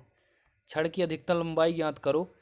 10 मीटर, 5 मीटर, 10 मीटर बीमा के कमरे में रखा जाता है। कमरे की जो ये बीमाएँ दी है ना, मतलब ये लेंथ दी है आपको 10 मीटर, विड्थ दी है 5 मीटर, और हाइट दी है आपको 10 मीटर, ठीक है। ये सब मीटर में है, आप सभी को पता है। अगर ये इस तरह से कोई कमरा है तो ये जो विकर्ण होता है, कमरा एक घनाभ होता है। क्या होता है घनाभ, घनाभ का जो विकर्ण होता है वो सबसे लंबी छड़ का काम करेगा, ठीक है। वो सबसे लंबी छड़ होगी कौन, घनाभ, घनाभ, घनाभ का विकर्ण। और घनाभ का विकर्ण निकालने का फॉर्मूला मैं आपको बता चुका हूँ, क्या होता है √L² + B² + H², ये होता है। इसका यूज कर लो आज। L² मतलब 100, B² मतलब कि 25, और H² मतलब कि 100। तो ये टोटल कितना हो गया √225। अब आपको पता होगा कि 225 किसका स्क्वायर होता है, तो आप बोलोगे सर 15 का। तो आंसर क्या होने वाला है 15 मीटर, ठीक है। और फास्ट करो दोस्तों जी। दो संख्याओं का लघुत्तम समापवर्तक और महत्तम समापवर्तक दिया है। दोनों संख्याओं में से एक 36 है तो दूसरी निकालो। आप सभी को पता है एलसीएम इंटू एचसीएफ बराबर क्या होता है, पहली संख्या गुणे दूसरी संख्या। एलसीएम कितना है 108 है, एचसीएफ कितना है 18 है। पहली संख्या 36 है और दूसरी x मान लो, ठीक है। इसको सरल कर लो दोस्तों, करते हैं। 18 दूनी 36, 2 से इसको काटो, 2 पंचे 10, 2 चौको 8, यानी कि x बराबर कितना हो गया 54। ऑप्शन नंबर कौन सा आ जाएगा दोस्तों, option number B will be right answer. कहाँ गया, हाँ बढ़ते चलो बढ़ते चलो। ये है, एक क्रिकेट टीम में 11 खिलाड़ियों और उससे प्रशिक्षक की औसत आयु 18 वर्ष है। यदि प्रशिक्षक की आयु को सम्मिलित नहीं किया जाए तो औसत 1 वर्ष कम हो जाता है। औसत क्या हो जाता है 1 वर्ष कम हो जाता है। अभी औसत आयु क्या है, इसको मैं थोड़ा छोटा करूँगा ताकि मेरे को जगह मिल जाए। हाँ, जो एवरेज आयु अभी थी, जो एवरेज आयु अभी अपन को गिवन है वो है 18 वर्ष। अगर किसमें कितने जन हैं, 11 खिलाड़ी एक प्रशिक्षक, यहाँ मतलब यहाँ पर ये 12 लोगों का औसत है। फिर प्रशिक्षक को हटा लो, मतलब अब कितना एवरेज बचा, एक कम हो गया, मतलब कि 17 हो गया। किसको घटाया है, प्रशिक्षक को हटाया है। अगर एवरेज 17 हो गया ना दोस्तों, तो जो ओरिजिनल वैल्यू है वो कम हो जाएगी कितनी, आप बोलोगे सर 18 कम हो जाएगी, ठीक है। क्योंकि एक एक अगर सभी 18 नहीं सॉरी 12 हो जाएगी ना ओरिजिनल वैल्यू, क्योंकि एक अगर एवरेज घटता है 12 क्वांटिटी में, नंबर ऑफ क्वांटिटी कितनी है 12 है, अगर उसमें एक एवरेज एक कम होता है तो टोटल कमी कितनी आ जाती है दोस्तों 12, और प्लस इन 17 में से भी एक व्यक्ति उसमें शामिल है, ठीक है। तो 17 ऐड कर दो इसमें, तो 7 2 9 और 1 1 2, मतलब कि कितना आ जाएगा 29। प्रशिक्षक की आयु कितनी हो जाएगी 29 हो जाएगी, ठीक है। ऑप्शन नंबर तीसरा। लगता है समझ में नहीं आया होगा, बहुत ज़्यादा शॉर्ट कर दिया, इसको थोड़ा अच्छे से कर लेते हैं, ठीक है। 11 खिलाड़ियों और एक प्रशिक्षक की औसत आयु दोस्तों, 12 लोगों की औसत आयु दी है 18 वर्ष।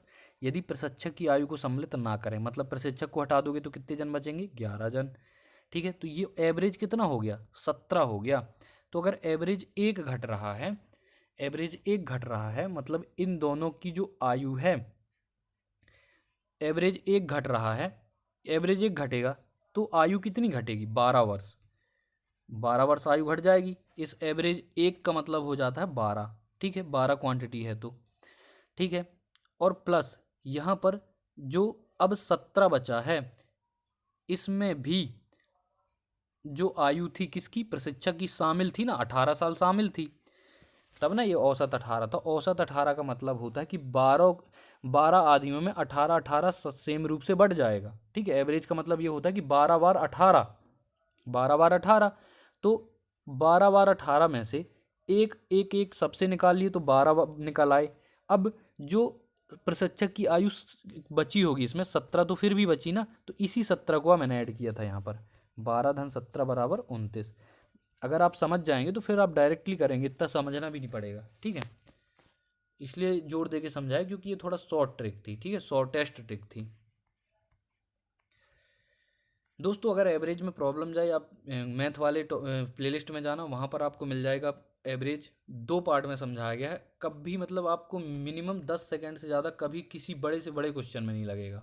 ठीक है, दो संख्याएं तीसरी, अब यहाँ पर देखो, दो संख्याएं हैं, तीसरी संख्या से 30% और 37% कम है, तो दूसरी संख्या पहली से कितने परसेंट कम है ये निकालना है।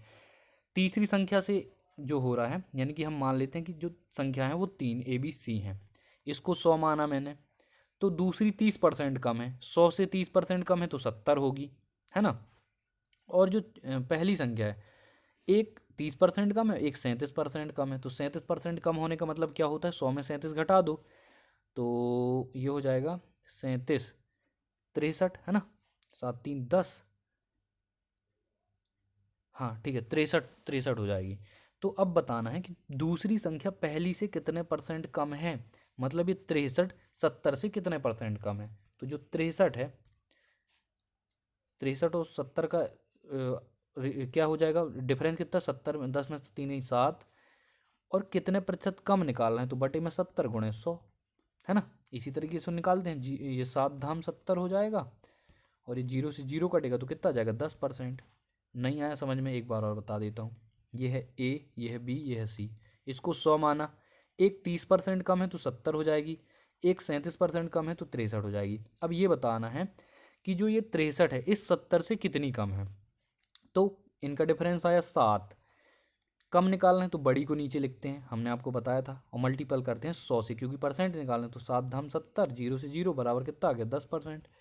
Option number A will be right answer. ठीक है, परसेंटेज का भी वीडियो डला हुआ है, टेंशन मत लेना सर, सब मिलेगा दोस्तों आपको इसी चैनल पे। एक चक्रवृद्धि ब्याज पर 2 वर्ष में 9680 रुपये और 3 वर्ष में 10,648 रुपये हो जाती है ब्याज। तो दूसरे वर्ष में कितनी है, 9,680 है, और तीसरे वर्ष में कितनी है, 10,648 है। तो ब्याज की दर बताना है, तो इनका डिफरेंस देख लो दोस्तों, डिफरेंस कितना आ जाएगा 8, 14 में 8 गई 6, 16 में से 7 गई 9, यानी कि 968 आ जाएगा। ठीक है, कितना आ गया डिफरेंस, 968 आ गया। ये जो 968 है ये किस पर ब्याज मिला है, तो आप बोलोगे 9,680 में, गुणे कर दो 100 से, क्योंकि रेट निकालना है, तो 0 से 0, 0 से 0 क्यों काट रहे हो, ये तो 10 टाइम चला जाएगा सीधे सीधे, ये 0 से ये 0 कटा, हो गया 10%। Option number B will be right answer. चलिए बेस्ट बढ़ते हैं नेक्स्ट में। मैथ को आपको फटाफट करना है दोस्तों, मैथ में अगर फंसोगे तो दिक्कत हो जाएगी, क्योंकि सबसे पहले आपको मैथ ही सॉल्व करनी। क्रमिक बट्टे के लिए 1000 आपको मिल जाएंगी क्या ट्रिकें, लेकिन मैं बोलता हूँ कि आप ट्रिक के पीछे तब पढ़ो जब बहुत ज़्यादा प्रॉब्लम हो। ये तो बहुत ही सिंपल होता है। यहाँ पर आप देखो छूट किस में मिलती है, आप बोलोगे मार्क प्राइस पे, मार्क प्राइस को मानो 100, ठीक है, 30% छूट दोगे तो 30% छूट दिए दिए तो कितना हो गया 70 रुपये, ठीक है, यानी कि 70 रुपये हो गया CP। अब 40%, तो 70 में अब देना है तुम आपको कितना 40% छूट, ठीक है, तो 40/100 यानी कि 7 चौको कितना आ जाएगा 28 आ जाएगा। 70 में 28 घटा दो, 70 में कितना घटा दो 28, तो ये 10 में 8 गई 2, और 7 में से 3 गई 4, 42 आ जाएगा। ठीक है, 42 आ जाएगा, मतलब जो हमको छूट मिली है वो मिली है कितनी 42 रुपये की। तो छूट क्या है, छूट ही तो बताना है, छूट कितनी, तो छूट मिल जाएगी 42, तो 100 में से अगर 42 को मैं माइनस कर दूं तो हमको छूट पता चल जाएगी। 42 जो होता है वो कॉस्ट प्राइस होता है, ये मार्क प्राइस है, मार्क प्राइस में थे, मार्क प्राइस में से अगर कॉस्ट प्राइस घटा दो तो ये आ जाती है छूट। ठीक है, तो 100 में से अगर 42 घटा दो कितना आ जाएगा, 10 में 2 गई 8, 10 में 5 गई 5, 58। Option number A will be right answer. ठीक है दोस्तों, तो ज़्यादा ट्रिक के पीछे मत घूमना। 100 का 30% निकाला 70, 70 का 40% निकाला कितना आया था 28 आया था, इस तरीके से है ना। 70 में 28 घटा 42, तो ये आ गया हमारा कॉस्ट प्राइस और मार्क प्राइस है हमारा 100। दोनों का डिफरेंस क्या होगा, छूट होगी, यानी 58 राइट आंसर। इतना सरल है, इसलिए मैं किसी भी ट्रिक को इसमें रेफर नहीं करूँगा। अब इसकी मध्यिका निकालनी होती है। मध्यिका निकालने के लिए मैं आपको बता चुका हूँ, सीधे सीधे सबसे छोटा और सबसे बड़े को जोड़ करके 2 से भाग दे दो, ठीक है। तो सबसे छोटा इसमें देखो क्या है, 5, 5 है सबसे छोटा, और सबसे बड़ा क्या है 14, 14 5 19/2, तो कितना हो जाएगा 19/2 का 2 नाम 18 और 2 पंचे 10, 9.5, ऑप्शन नंबर 3, ठीक है। बढ़ो दोस्तों नेक्स्ट में, मैथ जल्दी जल्दी करेंगे। अब राहुल के पास थैले में ये थोड़ा क्वेश्चन फंसाऊ होते हैं, इनको बहुत अच्छे से करना, ठीक है। किसी में जिसमें किसी में सिक्के का अगर संख्या की अनुपात दी है तो बहुत सरल रहने वाला है, लेकिन अगर मूल्यों का अनुपात दे दिया तो वो थोड़ा सा कठिन हो जाता है ना। तो देख लेते हैं, 1 रुपये 50 पैसे 25 पैसे के सिक्के हैं और सिक्कों का जो अनुपात है वो दिया है हमको 1:1/2:1/3 दिया है। सबसे पहले तो इस रेशियो को ठीक कर लो, 6 से गुणा करो तो 6:3:2 6 3 2 आ गया, ठीक है। तो नंबर ऑफ कॉइन्स कितने हो गए 6 3 2, ठीक है। यदि राहुल के पास कुल 1120 रुपये हैं, रुपये कितने हैं 1120 रुपये हैं, सिक्कों की संख्या कितनी है, ये हो गई 6 3 2, ठीक है।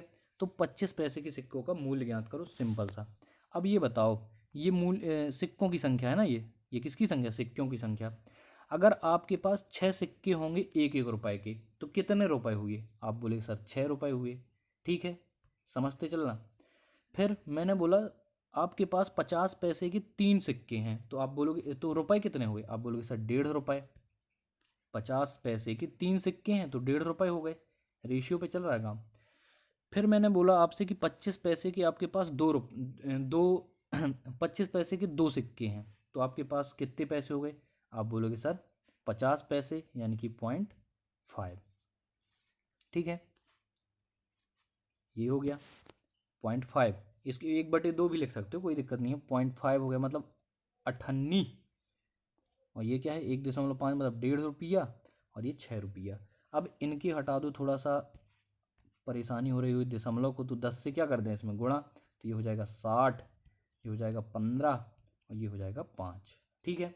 और सरल करना है तो और कर लो, 5 से काट दो, 12:3 और रेशियो 1, तो 12:3:1, ये जो रेशियो है ये सिक्कों की वैल्यू का रेशियो है, ठीक है। आप समझ गए आप लोग, 12:3:1, 12:3:1, ये मूल्य का रेशियो है।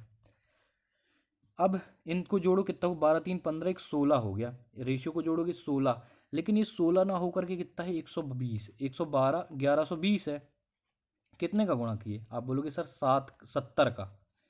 अगर यहाँ पर 70 का मल्टीप्लाई किए हो तो इन सब में भी 70 का मल्टीप्लाई कर दो, ठीक है, तो नंबर ऑफ कॉइन्स आ जाएंगे। तो हमको पूछा किसके है, 25 पैसे के सिक्कों की संख्या पूछी गई है, तो ये कितनी हो जाएगी 70 हो जाएगी, ठीक है। मतलब जो सिक्कों का मूल्य है वो कितना हो जाएगा 70 हो जाएगा, क्योंकि 70 में एक एक गुणे 70 करोगे तो 25 पैसे के सिक्कों का मूल्य कितना हो जाएगा 70 रुपये हो जाएगा। अगर पूछता किसके 50 पैसे के, तो 7 × 21 यानी कि ये 210 हो जाता।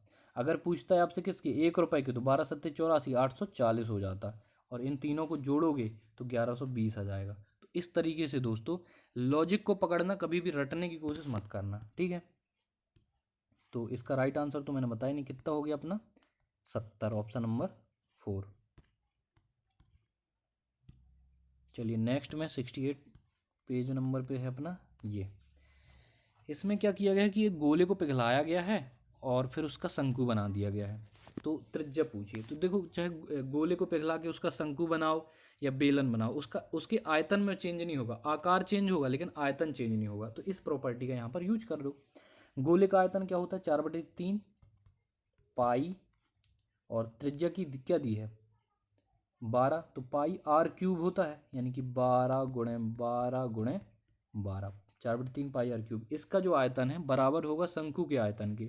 शंकु का आयतन क्या होता है? 1/3 पाई आर स्क्वायर एच। आर दिया है क्या इसमें? 12 सेंटीमीटर नहीं दिया है तो आर स्क्वायर, और एच ऊंचाई दिया है कितनी? 12 सेंटीमीटर। तो यहाँ पर गुणा कर दो 12 से। ठीक है, अब इसको हम कर लेते हैं सरल। 12 से काटो इस 12 को, कट गया। इस 3 से ये 3 काट दो, कट गया। अब दोस्तों कुछ भी नहीं कट रहा है तो अब अपन को कर लेना है, सॉरी पाई से पाई काट दो ना, हाँ कट गया। और 12 12 144 गुणे 4 आ जाएगा। ठीक है, 144 गुणे 4 करता हूँ मैं तो कितना जाएगा? 4 चौको 16, 4 चौको 16, एक और 4 एकम 4, 576 आ जाएगा। मतलब दोस्तों आर स्क्वायर बराबर आ गया 576। तो आर बराबर कितना हो जाएगा? इसमें रूट लग जाएगा तो ये क्या हो जाएगा? 24 का स्क्वायर है ना, तो आर बराबर 24 हो जाएगा। शंकु की त्रिज्या क्या हो जाएगी? 24 सेंटीमीटर। Option number 4। फिर है दोस्तों यहाँ पहुँच गए। अमृत प्रत्येक 3,000 रुपये में 5 कालीन खरीदता है। 3,000 रुपये में 5 कालीन खरीदता है दोस्तों। ठीक है, सिंपल सा है। 3,000 रुपये में खरीदा है 5 कालीन, तो बोलो एक कालीन कितने की होगी? आप बोलोगे सर 600 की, है ना। 5 चक्का 30, 6 बार चला जाएगा। फिर है 2 पर 25% का लाभ होता है और शेष पर 20% की हानि होती है। तो कर लेते हैं इसको अच्छे से, थोड़ा सा छोटा कर दे रहा हूँ मैं ताकि जगह मिल जाएगी।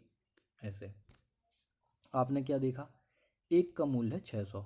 ठीक है, 2 दरियों पर 25% का लाभ होता है, तो जो 2 दरी हैं वो कितने की होंगी? इनका जो सीपी है वो 1200 होगा। ठीक है, सीपी 1200 होगा, तो सेलिंग प्राइस इनका कितना हो जाएगा? ये 1200 जो होता है ना दोस्तों, ये 100% के बराबर होता है। ठीक है, सीपी ऑलवेज होता है 100% के बराबर, हमेशा ध्यान रखना। ये किसके बराबर होता है? 100% के। इसको 25% का लाभ हुआ है तो सेलिंग प्राइस होगा इसका 125%, है ना। किसका? 1200 का। 1200 का 125% निकाल दो। चलो 0 से 0 काट दो, ये हो जाएगा 12 पंचे 60, 12 दूनी 24, 36 हासिल की 3, 12 कम 12 3 15, आ गया कितना? 1500। तो सेलिंग प्राइस आ गया हमारा 1500। ये मैं निकालना आपको अच्छे से बता चुका हूँ, इसलिए 125 लिखने देते हैं ताकि आपको ध्यान रहेगा। ठीक है, ये 1500, इसमें 25% का लॉस हुआ था तो 125% वस्तु हो जाएगी। सिंपल सी तो बात है। फिर जो बाकी की बची, बाकी कितनी बची? 5 कालीन थी, ये 2 का काम हो चुका है, बची कितनी? 3 कालीन का सीपी कितना होगा? 6 का 1800। 1800, तो जो ये 1800 होता है वो कितना होता है दोस्तों? आप बोलोगे 100% होता है सीपी। तो इस पे 20% की हानि हुई है, मतलब 1800 का हमको निकालना चाहिए क्या? 80%। तो इसका सेलिंग प्राइस निकल जाएगा। 80% निकालो 1800 का, तो 1800 बटे 100 गुणे 80। ठीक है, चलो इसको काट लो दोस्तों। ये 2 जीरो से 2 जीरो, 2 जीरो से 2, 18 अट्ठे कितना होता है? 18 8 अठैया 64, 4 8 एकम 8 6 14, 18 अट्ठे 144 होता है ना। दुनिया नहीं बनती, सोचो 18 के 1440। तो इसका 80% हो गया। मैं डायरेक्ट यहाँ पे लिख देता हूँ 1440। 1440 ये क्या है? सेलिंग प्राइस है बाकी की 3 दरियों का, ये सेलिंग प्राइस है 2 दरियों का। ठीक है, अब इसमें हानि परसेंट और लाभ परसेंट निकालना है। तो सबसे पहले तो देख लो, जो सीपी था कितना था? 3000। पता कर लें कि हानि हुई कि लाभ, तो उस हिसाब से करेंगे। सीपी 3000 था, सेलिंग प्राइस कितना हुआ? 1500 में 1440 जोड़ो तो कितना हो जाएगा?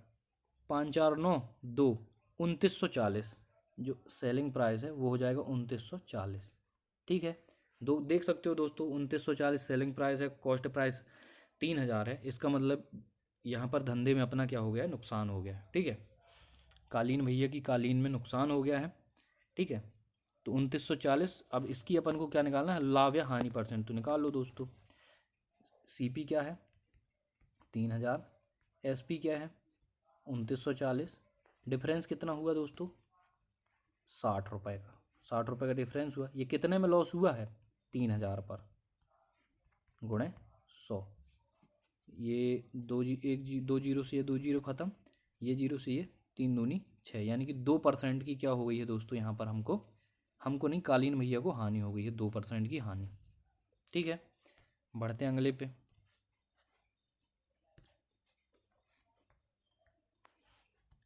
पैंतालीस संख्याओं का औसत 150 है। 45 संख्याओं का जो एवरेज है वो कितना है, लिख देता हूँ मैं यहाँ पर 150। बाद में यह पाया जाता है कि एक संख्या 46 को गलती से 91 लिख दिया है। जो ये 150 है ना, इसमें 46 लिखना था, लिखना क्या था 46, लेकिन लिख क्या दिया 91 लिख दिया, तो डिफरेंस आ गया होगा दोस्तों। तो डिफरेंस निकाल लो, 11 में से 6 गई 5, 9 में से 4 गई, 9 में से 5 गई 4, 45। 45 वस्तुएं थीं, ठीक है, 45 वस्तुएं थीं, एवरेज कितना था 150। कब, जब 46 को गलती से 91 लिख दिया था। ठीक है, तो सही औसत निकालना है दोस्तों। तो देखो 45 इसने ज़्यादा लिख दिया है, तो हमको क्या करना है, 45 कम लिखना था। तो इसमें से अगर 45 घटा दोगे, अगर 45 संख्याओं का एवरेज 150 है और अगर 45 घटा दोगे तो एवरेज में एक की कमी आ जाएगी। एवरेज में कितने की कमी आ जाएगी, एक। जितनी क्वांटिटी होती हैं, नंबर ऑफ क्वांटिटी होती हैं, अगर उतना ही घटा दोगे तो एवरेज एक कम हो जाता है। ये याद रखना। एवरेज वाले वीडियो ज़रूर देखना दोस्तों, कभी भी कसम से बता रहे हैं 10 सेकंड से ज़्यादा कभी नहीं लगेगा। ठीक है, तो ये हो जाएगा 149 जो ओरिजिनल रेशियो, ऑप्शन नंबर 3। बढ़ते हैं दोस्त आगे इस पे। 14वां क्वेश्चन है अपना। 25 क्वेश्चन आते हैं मैथ के, ठीक है, ध्यान रखना। अब ए बी सी हैं, ये 22 दिन, 40 दिन, 110 दिन में कार्य कर सकते हैं। एकांतर दिनों में ए को बी और सी द्वारा सहायता प्रदान की जाती है। तो उन दिनों की संख्या ज्ञात कीजिए जिसमें कार्य समाप्त होगा। थोड़ा सा बड़ा है इसलिए मैं इसको छोटा कर देता हूँ ताकि जगह मिल जाए। ये चलो, सबसे पहले इसकी एफिशिएंसी निकालो। ए बी सी लिखा, ये है 22, 40 और 110, यही दिया है। 22 चौको 88, 880 इसका ले लेते हैं एलसीएम। तो 22 चौको 88 यानी कि 40, 40 यहाँ पर 4 दूनी 22 आ जाएगा, और 110 से भाग लगाओगे तो 11 अट्ठे 88। ये आ गई एफिशिएंसी। ठीक है, इन तीनों की ये एफिशिएंसी है 40, 22, 88। ठीक है दोस्तों, चलो अब सॉल्व करते हैं आगे। बोला क्या है, यदि एकांतर दिनों में ए को बी और सी द्वारा सहायता प्रदान की जाती, मतलब कि हर एकांतर दिन में, जैसे पहले दिन काम करना होगा तो ए और बी करेंगे, यानी कि 40, 20, 60, 62 काम होगा पहले दिन। दूसरे दिन में ए के साथ कौन आएगा, सी आएगा, यानी कि 48 काम होगा। ठीक है, तो इस तरीके से कितने दिन हो गए, 2 दिन हो गए। 2 दिन में काम कितना होता है, 8 2 10 और 6 4 10 11। तो मैं इन दोनों दिन को जोड़ देंगे, 62 48 जोड़ो, 8 2 10 की शून्य हासिल की 1, 6 4 10 और 11, 11 110। 2 दिन का काम है 110। ठीक है, अगर इस तरीके से करते हो तो 2 दिन में 110 काम होता है। तो करना कितना है दोस्तों, 880। इसमें 8 का मल्टीप्लाई कर दो तो 880 काम हो जाएगा। ठीक है, तो यहाँ पर भी 8 से मल्टीप्लाई कर दो तो 16 दिन में 880 काम हो जाएगा। ठीक है, बहुत ही सिंपल क्वेश्चन था दोस्तों। Option number B will be right answer. चलो बढ़ते हैं अगले में। टाइम एंड वर्क बना दिया है दोस्तों। आप लोग शॉर्टेस्ट ट्रिक के लिए सिर्फ इसी हमारे बैंक तक के मतलब क्वेश्चन आप लगा लेना। अगर आपको कहीं प्रॉब्लम हो जाए तो बताना। ठीक है, टाइम एंड वर्क के बहुत ही ज़्यादा शॉर्ट ट्रिक से अपन लोग बताते हैं वहाँ पे। ठीक है, प्लेलिस्ट में चले जाना मैथ की। 4500 रुपये के साथ एक व्यवसाय प्रारंभ करता है कौन, ए। तो मैंने जब भी बताया कि व्यवसाय प्रारंभ होता है तो जो लाभ होता है ना, वो लाभ किस रेशियो में बढ़ता है, जिस रेशियो में निवेश किया जाता है। तो चलो दोस्तों, ए ने 4500 रुपये लगाए, चलो ठीक है लगाए, और व्यवसाय प्रारंभ करता है और 4 महीने बाद बी आया है। बी 4 महीने बाद आया, मतलब कि इसने 8 महीने काम किया, मतलब 8 महीने के लिए इसने पैसे लगाए ना। 4 महीने बाद आने का मतलब ये होता है। और इसने कितने महीने के लिए लगाए दोस्तों, 12 महीने के लिए। ठीक है, इसने 8 इसने 12। फिर इस अंत में क्या होता है, लाभ को 3:4 के अनुपात में विभाजित किया जाता है। तो मैंने आपको बताया था जो निवेश का अनुपात होता है, यानी कि इसका अनुपात बराबर होता है लाभ के अनुपात के। तो इसका जो अनुपात है ये 3:4 के बराबर होगा। ठीक है, समझ गए। तो बी का योगदान निकालना, तो देखो ये दिया हुआ है, ये दिया हुआ है, ये दिया है, ये दिया है, सिर्फ बी निकाल लो दोस्तों अपने से। मैं निकाल के बता देता हूँ वैसे। 4500 कितने साल के लिए? 12 साल के लिए, बटे बी को पता नहीं है कितना रुपया लगाया है इसने, और इसने 8 महीने के लिए लगाया है। ठीक है, और इसका रेशियो कितना दिया है? 3/4। बस इसको काट लो। काटता हूँ मैं। 4 दूना 8 और 2 छक्का 12, 3 दूना 6, यानी कि 20 बराबर कितना आ जाएगा? बी। 20 बराबर नहीं, बी बराबर, बी यहाँ जाएगा तो यहाँ पर आ जाएगा बी बराबर 45 दूनी 90 होता है ना, 9,000 रुपये। बी बराबर आ गया 9,000, यानी कि ऑप्शन नंबर बी। फिर है दोस्तों, यहाँ आ गए 16वां क्वेश्चन है हमारा। दोस्तों 16वें क्वेश्चन में क्या करना है? इसका मान निकालना है सिंपल सा। तो कर देता हूँ मैं इसको। 29 माइनस 13 प्लस 12 भागे 8 माइनस 2, तो डायरेक्ट 6 लिख देता हूँ ना, झंझट ही खत्म, और गुणा 5/3। ठीक है, इस तरीके से। अब सॉल्व करो इसको। 29 माइनस 12 भागे 6 है ये, है ना, तो 6 दूनी कितना हो जाएगा? 12, और 13 दो कितना हो जाता? 15, गुणा 5/3, 3 5 15, 5 25, यानी कि 29 में से कितना जाएगा? 25, बराबर बचेगा 4। ठीक है, सिंपल है। सरलीकरण चौथा।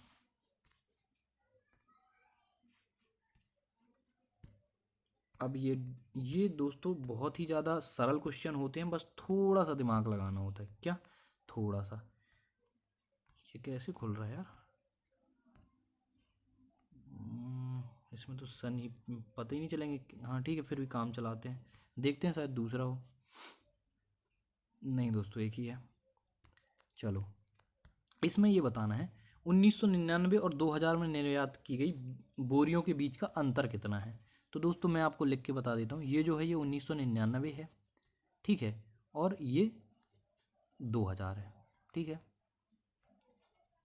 ये 1999, ये 2000 है। इसमें ये भी बताया गया है कि जो बैग्स हैं यानी कि बोरियां हैं, उसको ये गाढ़े वाले से दिखाया, मतलब कि जो ये आगे है ना, ये वाला, ये बोरियों को दर्शाता है और ये उनके पैसों को दर्शाता है, बड़ा वाला। तो इसमें 1999 और 2000 में निर्यात की गई बोरियों की संख्या के बीच अंतर निकालना है। तो इसमें देखो बोरियां कितनी हैं? आप बोलोगे सर 100। ठीक है, 100 के सामने आ रहा है, 100 इसमें हो गई। 100 किस में है? लाख में, 100 लाख। और जो 2000 है इसमें कितनी है?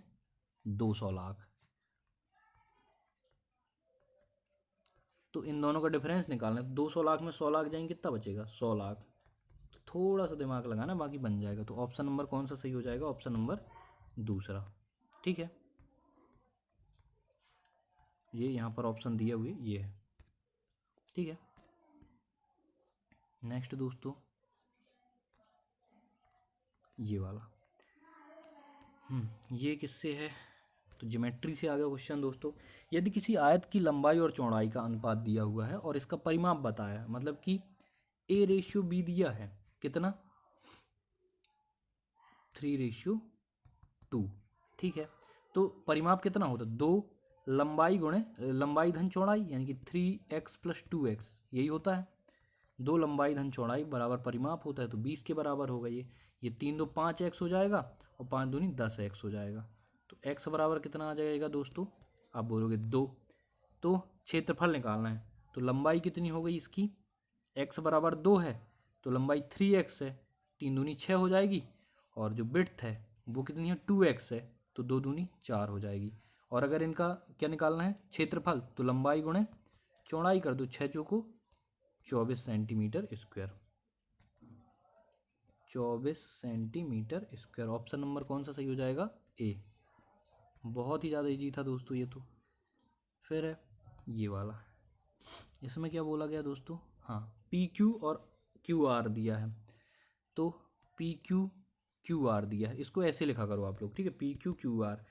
और फिर इसका इससे गुणा, इसका इसके गुणा, इसका इससे गुणा, तो तीनों का अनुपात आ जाता है, बता चुका मैं। तो 6:5, 4:3, 6 चौको 24, 5 चौको 20 और 5×3 = 15। ये इनका क्या हो गया, रेशियो। अब इसमें निकालना क्या है, तो Q प्लस आर बट्टे P का वैल्यू निकालना है। Q कितना है देखो, ये है P, ये है Q, ये है R। Q दिया है आपको 20, R कितना दिया है दोस्तों 15, और बटे में क्या दिया है आपको P दिया है 24, ठीक है। चलो इसको काटो, तो 20 और 15 कितना होगा, 35/24 आ जाएगा, 35/24, ऑप्शन नंबर 3। फास्ट करें फास्ट। भूषण एक वस्तु 1500 रुपये में खरीदता है और उसे अमित को 2000 रुपये में बेच देता है, तो उसको लाभ प्रतिशत बताओ। बहुत ही इजी है सर, CP 1500 और सेलिंग प्राइस मतलब 2000। तो देखो इसमें देख सकते हैं आप लोग, क्या हुआ, उसको लाभ हुआ है, प्रॉफिट हुआ है। कितने का लाभ हुआ है दोस्तों, आप बोलोगे सर 500 का। 500 का जो लाभ हुआ है वो हुआ है 1500 में। निकालना है लाभ का प्रतिशत, 100 से गुणा कर दो, ठीक है। तो ज़्यादा सूत्र रटने का चक्कर नहीं है दोस्तों, बस इतना याद रखा करो कि जो लाभ होता है वो कॉस्ट प्राइस पे होता है, और परसेंटेज निकालना तो 100 से मल्टीप्लाई करना पड़ेगा। 5×3 = 15, यानी कि 100/3, उसको क्या बोलते हैं, 33.33, है ना। ये तो आपने परसेंटेज में अच्छे से पढ़ा होगा, फ्रैक्शन को रेशियो में बदलना, फ्रैक्शन को परसेंटेज में बदलने में, क्योंकि इसके बिना तो मैथ शुरू ही नहीं होती ना, कॉम्पिटिटिव। फिर है, एक लड़का 60 किलोमीटर की यात्रा करता है। लड़के ने टोटल यात्रा करी है दोस्तों 60 किलोमीटर की। कितनी, 60 किलोमीटर। इस दूरी का 1/5 वह 12 किलोमीटर प्रति घंटे से करता है। इस दूरी का 1/5 कितना होगा, 12 किलोमीटर हो गया दोस्तों। भाई 1/5 करो ना, 12×5 = 60 होता है ना। तो इस दूरी का जो 12 किलोमीटर है, उसने 12 किलोमीटर पर आवर की स्पीड से तय किया है, तो कितने घंटे में तय कर लिया होगा, आप बोलोगे 1 घंटे में। 12 घंटे की दूरी तय करना है 12 किलोमीटर प्रति घंटे की स्पीड से। इसका मतलब ये होता है कि 1 घंटे में 12 किलोमीटर चलता है आदमी, तो 12 किलोमीटर ही तो चलना है, तो 1 घंटे में चल जाएगा, ठीक है, ये जान लिया आपने। यदि वह 5 घंटे में कुल दूरी तय करता है, 5 घंटे में कुल दूरी तय करता है, 1 घंटा उसने लगा दिया किसमें, 12 किलोमीटर दूरी तय करने में। अब बची कितनी, 60 में 12 घटा दो तो कितना आएगा, 60 - 12, 10 2 8, 48 आ जाएगा, ठीक है, 48। तो 48 किलोमीटर की दूरी उसने तय की है कितने घंटे में, 4 घंटे में, ठीक है, 4 घंटे में तय की है। ये टाइम है दोस्तों, ये डिस्टेंस है, और डिस्टेंस अपॉन टाइम क्या होता है, स्पीड होता है। तो इस शेष दूरी के लिए गति, स्पीड ही तो निकालनी है, शेष दूरी के लिए स्पीड निकालनी है। तो ये निकाल दो, डिस्टेंस 48 बची है शेष दूरी, और टाइम लिया है 4 घंटे, तो कितना आ जाएगा, 4 एकम 4, 4 दूनी 12 किलोमीटर पर आवर। क्या जाएगा, 12 किलोमीटर पर आवर। इसका राइट आंसर है दोस्तों ऑप्शन नंबर 2। चलो सिंपल था ये भी। ये आया हमारा लगता है 22वां क्वेश्चन, ठीक है। इसको फटाफट करो। 24 पुरुष 15 दिन में कर सकते हैं, तो 36 पुरुष x डेज में करेंगे, MDH। 6 से काटो, 6×4 = 24, 6×6 = 36, और 3 से काटो, 3 दूनी 6, 3 5 15, 2 दूनी 4, तो 5 दूनी 10 दिन में, ठीक है। कितने दिन में कर सकते हैं, 10 दिन में, ऑप्शन नंबर 4।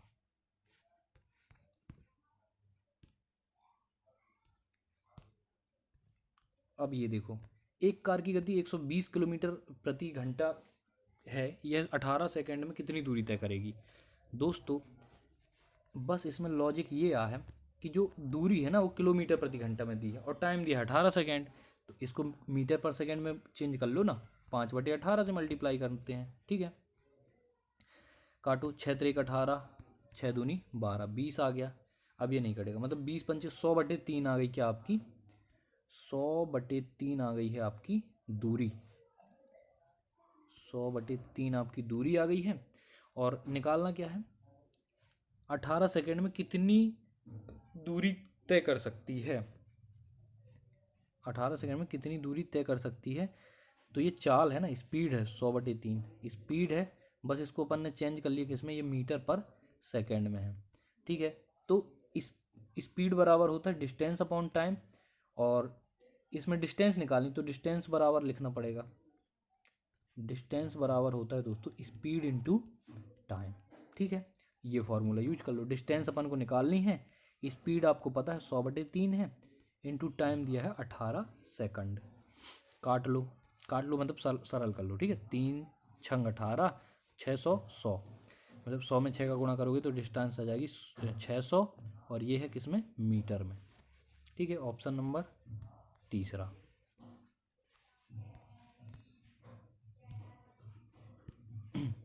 दोस्तों 24वां क्वेश्चन है, बहुत ही ज़्यादा इंपॉर्टेंट है ये क्वेश्चन। आपको एक मिलेगा, एक इससे मिलता है, एक दंड आरेख से मिलेगा, एक वृत्त आरेख से मिलेगा, इसको अच्छे से पढ़ना।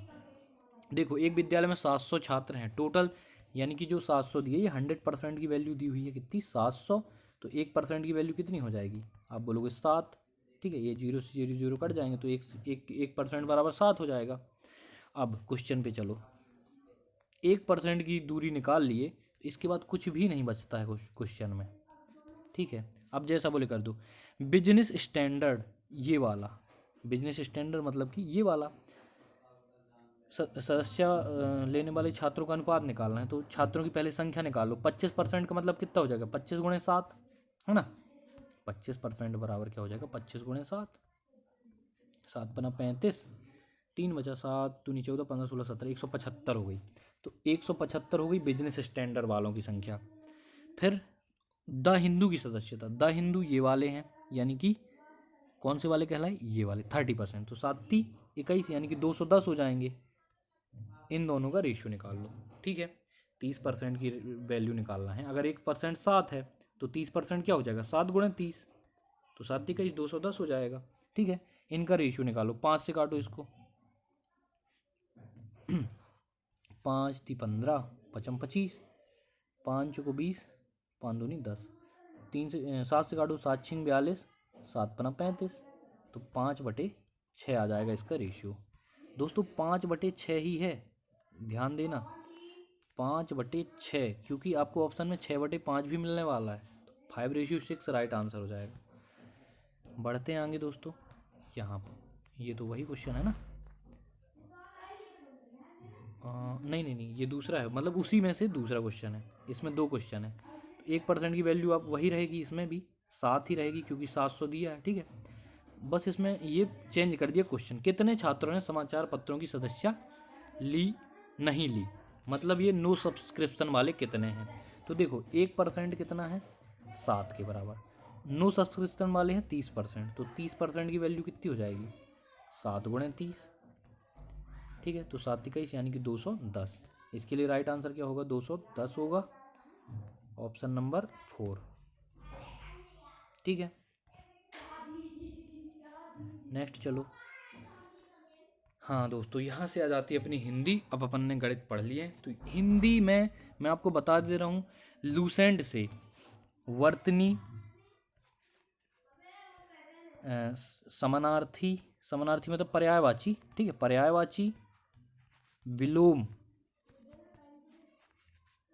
समानार्थी, विलोम और वर्तनी, ये 3 पढ़ लेना बस। और एक रहता खाली स्थान, खाली स्थान दिए रहते पैसेज में, खाली चीज़ों को भरना कि यहाँ पर कौन सा वर्ड आएगा ऐसे पैसेज, वो पढ़ लेना बस। इस 4 के अलावा कुछ भी नहीं बने, कुछ भी नहीं पूछे जाएगा। अशुद्ध वर्तनी में देखो कौन सा अशुद्ध वर्तनी वाला विकल्प चुनिए, तो ये ठीक है, ये ठीक है, ये ठीक है। विषम ये गलत है ना, ये सलजम वाला होता है, इसमें शक्कर वाला ले लिया। इसको मैं ले लेता हूँ अब मोबाइल व्यू पे, क्योंकि हिंदी है, आप PDF पे देख के कर लेना, वैसे भी कोई देखता नहीं होगा हिंदी को तो मेरे हिसाब से। कौन से विकल्प में दोनों शब्दों की वर्तनी शुद्ध है, नाराज और आवश्यक, इसी में शब्द सही है। मार्तंड, दिवाकर ये सब सूर्य के पर्यायवाची हैं। वृक्ष का पर्यायवाची कौन नहीं है, तो देखो तरु है, पेड़ है, दरख्त है, लेकिन पट नहीं है। पट मतलब होता है द्वार, दरवाजा, डोर, वृक्ष का पट हो गया। कुरूप, कुरूप का होता है स्वरूप, है ना, कुरूप मतलब कि अपन लोग, और स्वरूप मतलब कि कन्या है। और पुरस्कार का विलोम शब्द ऐसा नहीं है, लड़के भी सुंदर होते हैं यार, अपनी बेइज्जती अपने मुंह से अच्छी नहीं लगती है ना। सुंदर होते हैं, बस थोड़ा मेंटेन नहीं करते अपन लोग, है ना। पुरस्कार का विलोम शब्द निम्न में से कौन सा है? तो पुरस्कार का क्या होता है? तिरस्कार, विलोम हो गया। ये बस देखते जाना किस किस टॉपिक से क्वेश्चन पूछे हैं। जो पढ़ना लिखना जानता है उसको साक्षर बोलते हैं दोस्तों, है ना। अपन लोग क्या है? साक्षर हैं। परोपकार करने वाला परोपकारी होता है, जो कि अपन लोग हैं। और तुम मेरी कही हर बात को पत्थर की लकीर समझो का मतलब होता है स्थिर रहना। क्या होता है? स्थिर रहना। पत्थर की लकीर मतलब मैंने बोल दिया है कि मैं कल पार्टी दूंगा, यानी कि कल पार्टी दूंगा। ये पत्थर की लकीर है आज के युवाओं की, ठीक है। स्थिर एकदम। बोलते तो ऐसे हैं कि बिल्कुल आपको भी पता कि मिलती कि नहीं। उसने छोटी सी बात में राई का पहाड़ बना दिया और मुझसे झगड़ने लगी। ये लगा लिखा है यार, बताओ। लगी, लगा, चलो ठीक है। उसने छोटी सी बात में राई का पहाड़ बना दिया और मुझसे झगड़ने लगा। तो इसमें क्या बताना है कि मुहावरे का अर्थ बताओ। तो इसका मुहावरे का अर्थ क्या है? राई का पहाड़ बनाना मतलब बढ़ा चढ़ा कर कहना। क्या होता है? बढ़ा चढ़ा कर कहना। राई का पहाड़ बना देते हैं कुछ लोग, है छोटी सी बात लेकिन ऐसा वैसा कोई न्यूज़ चैनल देखना उसमें मज़ा आता है। फिर है, निम्नलिखित में से कौन सा अशुद्ध वाक्य? मोस्ट इंपॉर्टेंट दोस्तों। अनेक बार समझाने पर भी वह नहीं समझा, सही है। अनेकों बार लिखा है। अनेक तो स्वयं एक बहुवचन है, इसमें क्या अनेकों लगा रहे हो आप? पागल हो क्या? यही यही अशुद्ध है वाक्य। बाकी सब देखो, यही बिल्कुल सच्ची बात है, यह बिल्कुल सच्ची बात है, सही है। कभी कभी चले जाना चाहिए, है ना, कभी कभी चले जाना चाहिए। मेरे से एक आदमी ने पूछा कि आप गुरंदी क्यों जाते हैं? तो मैंने बोला कभी कभी चले जाना चाहिए। गुरंदी मतलब जबलपुर में दोस्तों, ठीक है।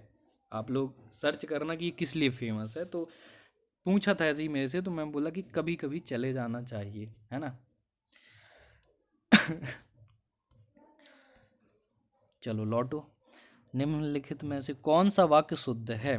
कौन सा वाक्य शुद्ध है? वह लौट आए, वह लौट आए, सही है ये तो। वे खाता है, नहीं वे खाते हैं, सही होगा, ये गलत है। वह सब साथ ही रहते हैं, वे सब साथ ही रहते हैं। वह मेरा लड़का है, वह मेरा लड़का है। तो इसमें कौन सा वाक्य सद? तो ये देखिए, वह लौट आए भी गलत है क्योंकि वे लौट आए आएगा। वह मेरा लड़का है, ये सही है। वह मेरा लड़का है। बोलते ना आप लोग कई बार कि ये मेरा लड़का, मेरा बाबू है। कई लोग तो दोस्तों को बोल देते हैं ये मेरा ही खून है। निम्नलिखित वाक्य के किस भाग में अशुद्धि है? तो हिंदी शिक्षा अनिवार्य कर दिया गया। हिंदी की शिक्षा अनिवार्य कर दिया गया। तो हिंदी की शिक्षा अनिवार्य कर दिया गया नहीं, कर दी गई।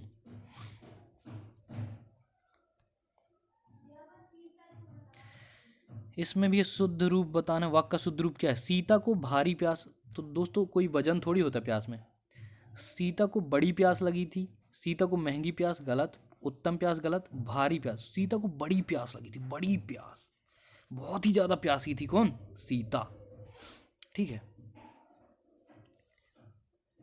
मतलब चरम सीमा को प्राप्त कर लिया था प्यास की। थर्स्टी, जिसको क्या बोलेंगे आप? थर्स्टी। इंस्टाग्राम में आप देखना बहुत सारी आईडीज बनी होंगी, thirsty, thirsty Sita, Mona, thirsty, है ना, थर्स्टी भाभी, इस तरीके से। रिक्त स्थान को भरने के लिए उपयुक्त शब्द का चयन करें। नेता ने बहुत ही बढ़िया भाषण दिया होगा दोस्तों, भाषण, है ना। बोलना कुछ है, करना कुछ है। उपयुक्त शब्द का चयन करो। योद्धा ने बहुत बहादुरी के साथ क्या किया होगा? लड़ाई की होगी दोस्तों। योद्धा क्या करते हैं? लड़ाई करते हैं। लिखेगा तो है नहीं, पढ़ाई तो करेगा नहीं, रुलाई भी नहीं करेगा, क्या करेगा? लड़ाई करेगा। राम ने रावण से युद्ध किया था दोस्तों। राम ने रावण से क्या किया था? युद्ध। रावण भगा वो अपहरण कर लिया था ना सीता मैया का, इसलिए उनसे फिर युद्ध करना पड़ा था रावण को। ये रावण से राम जी को युद्ध करना पड़ गया था। साहिल को 5 लीटर दूध चाहिए। दूध की जो क्वांटिटी होती है वो लीटर में होती है दोस्तों। हमारे गांव में किलो में भी दूध मिल जाता है, लेकिन लीटर, ये इंटरनेशनल शहरी लोगों के लिए, पढ़े लिखे लोगों के लिए लीटर सही है। चोर के पीछे पुलिस भागी परंतु उसे पकड़ नहीं पाई। चोर को पुलिस पकड़ नहीं पाती, आप सभी को पता है ना। अपन जब पुलिस बनेंगे, अपन जब जाएंगे सीआरपीएफ वगैरह में, तो पकड़ेंगे, ठीक है। अपन इस कहावत को ही चेंज कर देंगे, पकड़ पकड़ के मारेंगे, पटक पटक के। किसी ने दरवाजा क्या किया है? खटखटाया है। फिर है, अब ये दोस्तों मैं इसको आपको बड़ा करके बता देता हूँ, इसके कमेंट में आंसर देना आप सभी को। एक एक क्वेश्चन को मैं बड़े इत्मीनान से आपको दिखाऊंगा, ठीक है।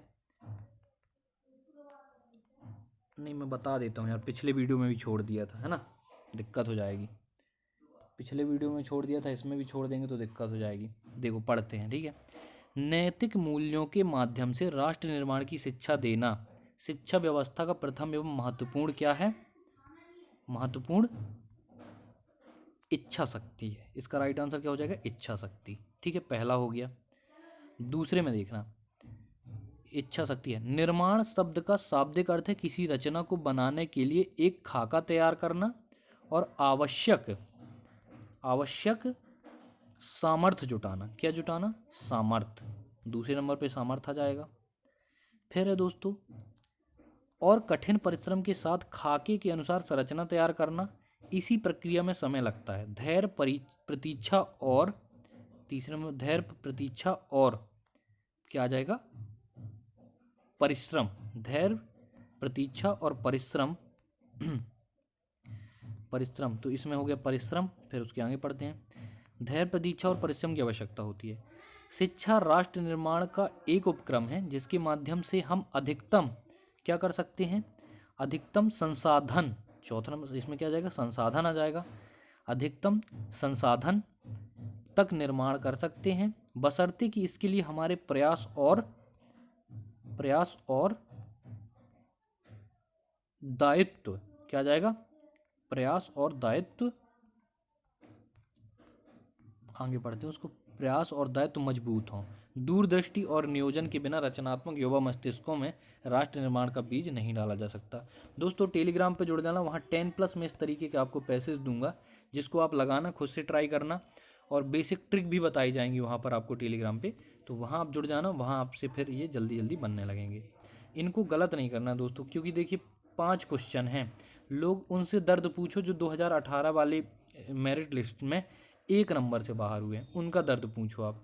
तो ये 5 नंबर बहुत ज़्यादा इंपॉर्टेंट है दोस्तों। हिंदी में आपको 1 नंबर भी गलत नहीं करना है। अगर 1 नंबर भी गलत कर रहे हैं तो आपको हो सकता है कि पछताना पड़े, भगवान ना करे ऐसा हो, है ना दोस्तों। इस तरीके से अपना पेपर, ये वाला भी पेपर कंप्लीट होता है तीसरे नंबर का। दूसरे नंबर का, पहले नंबर का पहले देखना है। पहले नंबर को मैंने बहुत ही आराम से बताया, अच्छे से समझा के, ठीक है। दूसरे में थोड़ा तेज हुए थे, इसमें तेज हुए हैं। अब बाकी के जो हम कितने हो गए? 3 हो गए, तो 6 और लाएंगे, ठीक है। 6 पेपर और सॉल्व करवाएंगे, टोटल आपके 9 पेपर हो जाएंगे। इससे बाहर कुछ भी नहीं पूछा जाएगा। टॉपिक वाइज मैं आपको बता चुका हूँ, प्लेलिस्ट में आपको रीजनिंग मिल जाएगी, मैथ मिल जाएगी, जीएस मिल जाएगी, साइंस मिल जाएगी, और मंथली करंट अफेयर्स मैं पढ़ाता हूँ स्वयं से, मंथली, डे वाइज, डेली और वीकली। तो इस तरीके से आप करंट अफेयर्स को भी पढ़ते जाना, जीएस को अच्छे से पढ़ते जाना। लूसेंट की किताब ले लो जीएस के लिए भी और हिंदी के लिए भी, ठीक है। तो दोस्तों अब की बार बिल्कुल पार करना है, कोई भी इसमें दिक्कत नहीं होनी चाहिए। ये प्रीवियस पेपर डाला हुआ है दोस्तों। जो मैं 2018 का स्टूडेंट हूँ। 2018 वाले में मेरा CISF में सिलेक्शन हुआ है, ठीक है। तो आप लोगों के लिए बहुत बहुत शुभकामनाएं कि आप लोग भी सेलेक्ट होकर के हमारे पास आएँ। जब आप मिलेंगे हमसे तो हमको बहुत ज़्यादा खुशी होगी।